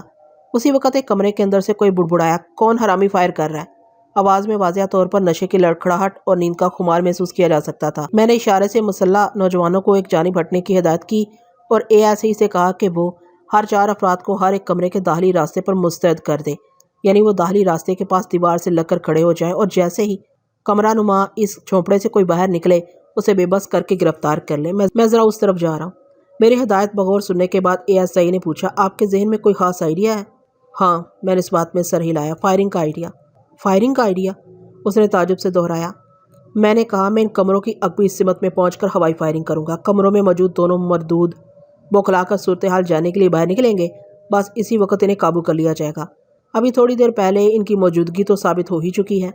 آئیڈیا بہت اچھا ہے، ASI نے سراہنے والے انداز میں کہا۔ آپ بے فکر ہو کر اس طرف جا سکتے ہیں۔ اس نے کمروں کی عقبی جانب اشارہ کیا۔ میں نے مطلوبہ مقام پر پہنچ کر پے در پہ ہوائی فائر کیے۔ اس کے ساتھ ہی کمرے کے اندر سے نسوانی چیخ بلند ہوئی، پھر دوسرے کمرے میں سے بھی افراتفری کی آوازیں آنے لگیں۔ میں لپک کر کمروں کے سامنے والے رخ پر ہو گیا۔ اگلے ہی لمحے وہ کچھ ہو گیا جس کے لیے میں نے یہ چال چلی تھی۔ دونوں کمروں کے داخلی راستے پر 2 افراد نمودار ہوئے۔ مجھے پہچاننے میں کوئی دقت نہ ہوئی۔ ان میں سے ایک یک چشم شیطان مراد علی تھا۔ اس وقت اس کے گل چراغ پر سے چمڑے کی پٹی ہٹی ہوئی تھی۔ دوسرا شخص بلا شبہ حق نواز تھا۔ میں نے اپنی یادداشت میں محفوظ اس کے حلیے کے ساتھ ساتھ اس کی کنگ سائز توند کے سبب بھی اسے فوراً پہچان لیا تھا۔ ASI نے میری ہدایت کے مطابق پلک جھپکتے میں مسلح جوانوں کی مدد سے ان دونوں ڈشکروں کو حراست میں لے لیا۔ اسی وقت بیگار کیمپ کے دور افتادہ حصے سے پھر فائرنگ کی آواز ابھری۔ اس کے ساتھ ہی ہڑبڑا کر بیدار ہونے والے بچوں نے شور مچانا شروع کر دیا۔ حق نواز نے غصیلے لہجے میں پوچھا، تم کون ہو؟ یہ سب کیا ہو رہا ہے؟ وہ ہماری وردیوں سے سمجھ تو گیا تھا کہ معاملہ خاصا سنگین ہے، تاہم اسے اپنے تعلقات کا زوم تھا۔ بگڑے ہوئے لہجے میں بولا، تم جیسے پولیس والے میرے موزوں میں بھرے رہتے ہیں۔ ہم پر ہاتھ ڈال کر تم لوگوں نے اپنی موت کو آواز دی ہے۔ کیا پولیس آئی ہے؟ ایک عورت نے کمرے کے اندر سے تشویشناک لہجے میں کہا، پھر ہچکچاتے ہوئے باہر جھانکا۔ اس دوران میں دوسری عورت بھی کمرے سے باہر آ چکی تھی۔ ASI نے ان پیشہ ور عورتوں کے ہاتھوں میں بھی ہتھکڑیاں پہنا دی۔ حق نواز اور مراد بدستور ہمیں خطرناک نتائج کی دھمکیاں دے رہے تھے، مگر مجھے ان کی گیدڑ ببکیوں کی ذرا پرواہ نہیں تھی۔ میں ان گرفتار شدہ چاروں کو ASI کی تحویل میں دے کر اس جانب بڑھ گیا جہاں بچوں نے ادھم مچا رکھا تھا۔ اب اتنا اجالا پھیل چکا تھا کہ بیگار کیمپ کا منظر واضح ہو گیا تھا۔ میں نے بآواز بلند ان تمام بچوں کو خاموش ہونے کی ہدایت دی۔ ایک محتاط اندازے کے مطابق ان کی تعداد 150-200 کے قریب تھی۔ وہ خاموش ہوئے تو میں نے کہا، ڈرنے کی ضرورت نہیں ہے بچوں، ہم پولیس والے ہیں اور آپ لوگوں کو رہا کروانے آئے ہیں۔ بچوں میں خوشی کی لہر دوڑ گئی۔ میں نے پوچھا، ان میں 8 سال سے لے کر 15 سال تک کی عمر کے بچے اور لڑکے شامل تھے۔ وہ جوش و خروش سے ہمارے حق میں نعرے لگانے لگے، پولیس زندہ باد، پولیس زندہ باد۔ میں نے ہاتھ کے اشارے سے انہیں خاموش رہنے کو کہا اور ٹھہرے ہوئے لہجے میں تلقین کی، کسی قسم کی افراتفری مچانے کی ضرورت نہیں ہے بچوں۔ اس وقت تم پولیس کی حفاظت میں ہو اور ہم بحفاظت تم لوگوں کو تمہارے گھروں تک پہنچائیں گے، لیکن اس سے پہلے ہمیں کچھ ضروری کام کرنا ہے۔ اب تم سب خاموش ہو کر ایک جگہ بیٹھ جاؤ۔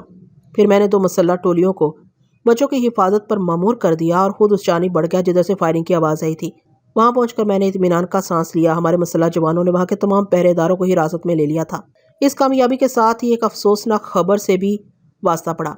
مسلح پہرے داروں کو قابو کرتے ہوئے پولیس کے 2 جوان شدید زخمی اور ایک جاں بحق ہو گیا تھا۔ ہمارے لیے یہ ایک ایسا نقصان تھا جس کی تلافی ممکن نہیں تھی۔ اگلے 2 گھنٹوں کے اندر ہم نے تمام کارروائی مکمل کر لی۔ حق نواز کی نگرانی میں چلایا جانے والا وہ بیگار کیمپ دراصل ایک مشقت گاہ تھا۔ وہاں پر بے بس اور لاچار بچوں سے پتھر توڑوائے جاتے تھے۔ پہاڑی چٹانوں کو ہتھوڑوں کی مدد سے توڑ کر روڑی میں تبدیل کیا جاتا تھا۔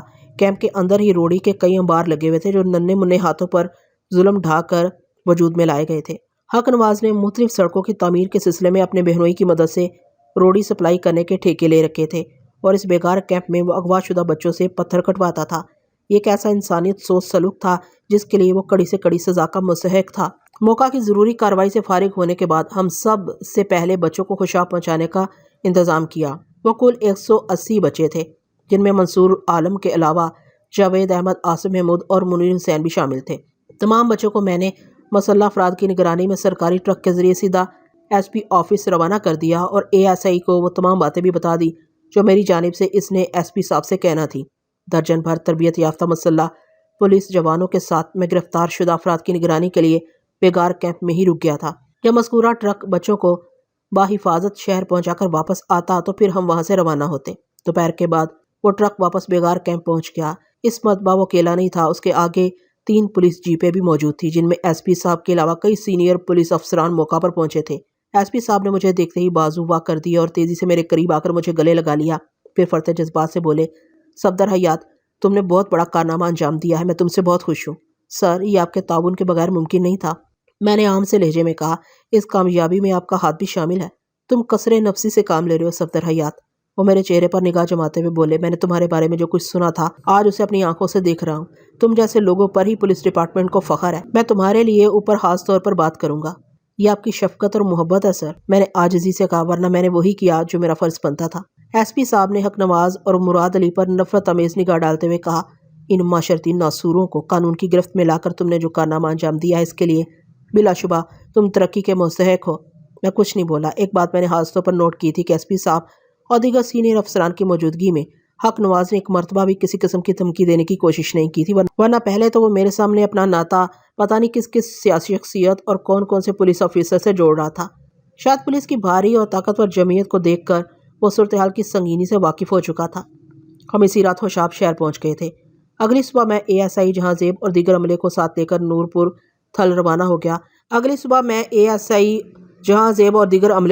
لے کر نورپور تھل روانہ ہو گیا ہمارے ساتھ ننا منصور عالم بھی تھا۔ باقی بچوں کو ان کے والدین تک پہنچانے کا کام بھی اسی دن شروع کر دیا گیا تھا۔ تاہم ان میں سے کچھ بچے ایسے بھی تھے جو اپنے گھر کا پتہ نہیں جانتے تھے۔ وہ بہت چھوٹی عمر میں وہاں لائے گئے تھے اور کڑی مشقت نے ان کی صحت کے ساتھ ساتھ ان کی یادداشت کو بھی بری طرح متاثر کیا تھا۔ میں اپنے حصے کا کام کر چکا تھا۔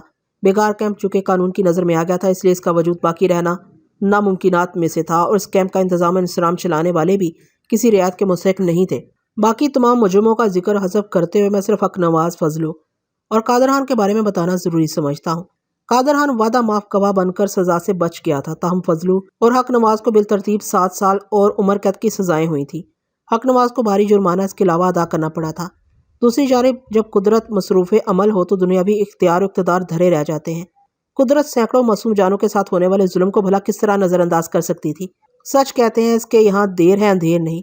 ملک فیروز عالم اور اس کی بیوہ خالدہ خانم اپنے لخت جگر کو صحیح و سلامت پا کر اس قدر خوش ہوئے تھے کہ ان کی خوشی کو کسی بھی مروجہ پیمانے سے ناپا نہیں جا سکتا تھا۔ یوں محسوس ہوتا تھا جیسے انہیں 2 جہانوں کا خزانہ مل گیا ہو۔ منصور عالم ان کے لیے قیمتی خزانہ ہی تھا جو خوش قسمتی سے کھونے کے بعد انہیں دوبارہ مل گیا تھا۔ وہ وفور مسرت سے دیوانے بھی ہو جاتے تو تعجب کی کوئی بات نہیں تھی۔ اولاد کا دکھ صاحب اولاد ہی جانتے ہیں۔ خدا سب کی اولاد کو حق نواز جیسے انسان نما بھیڑیوں کے شر سے محفوظ رکھے، آمین۔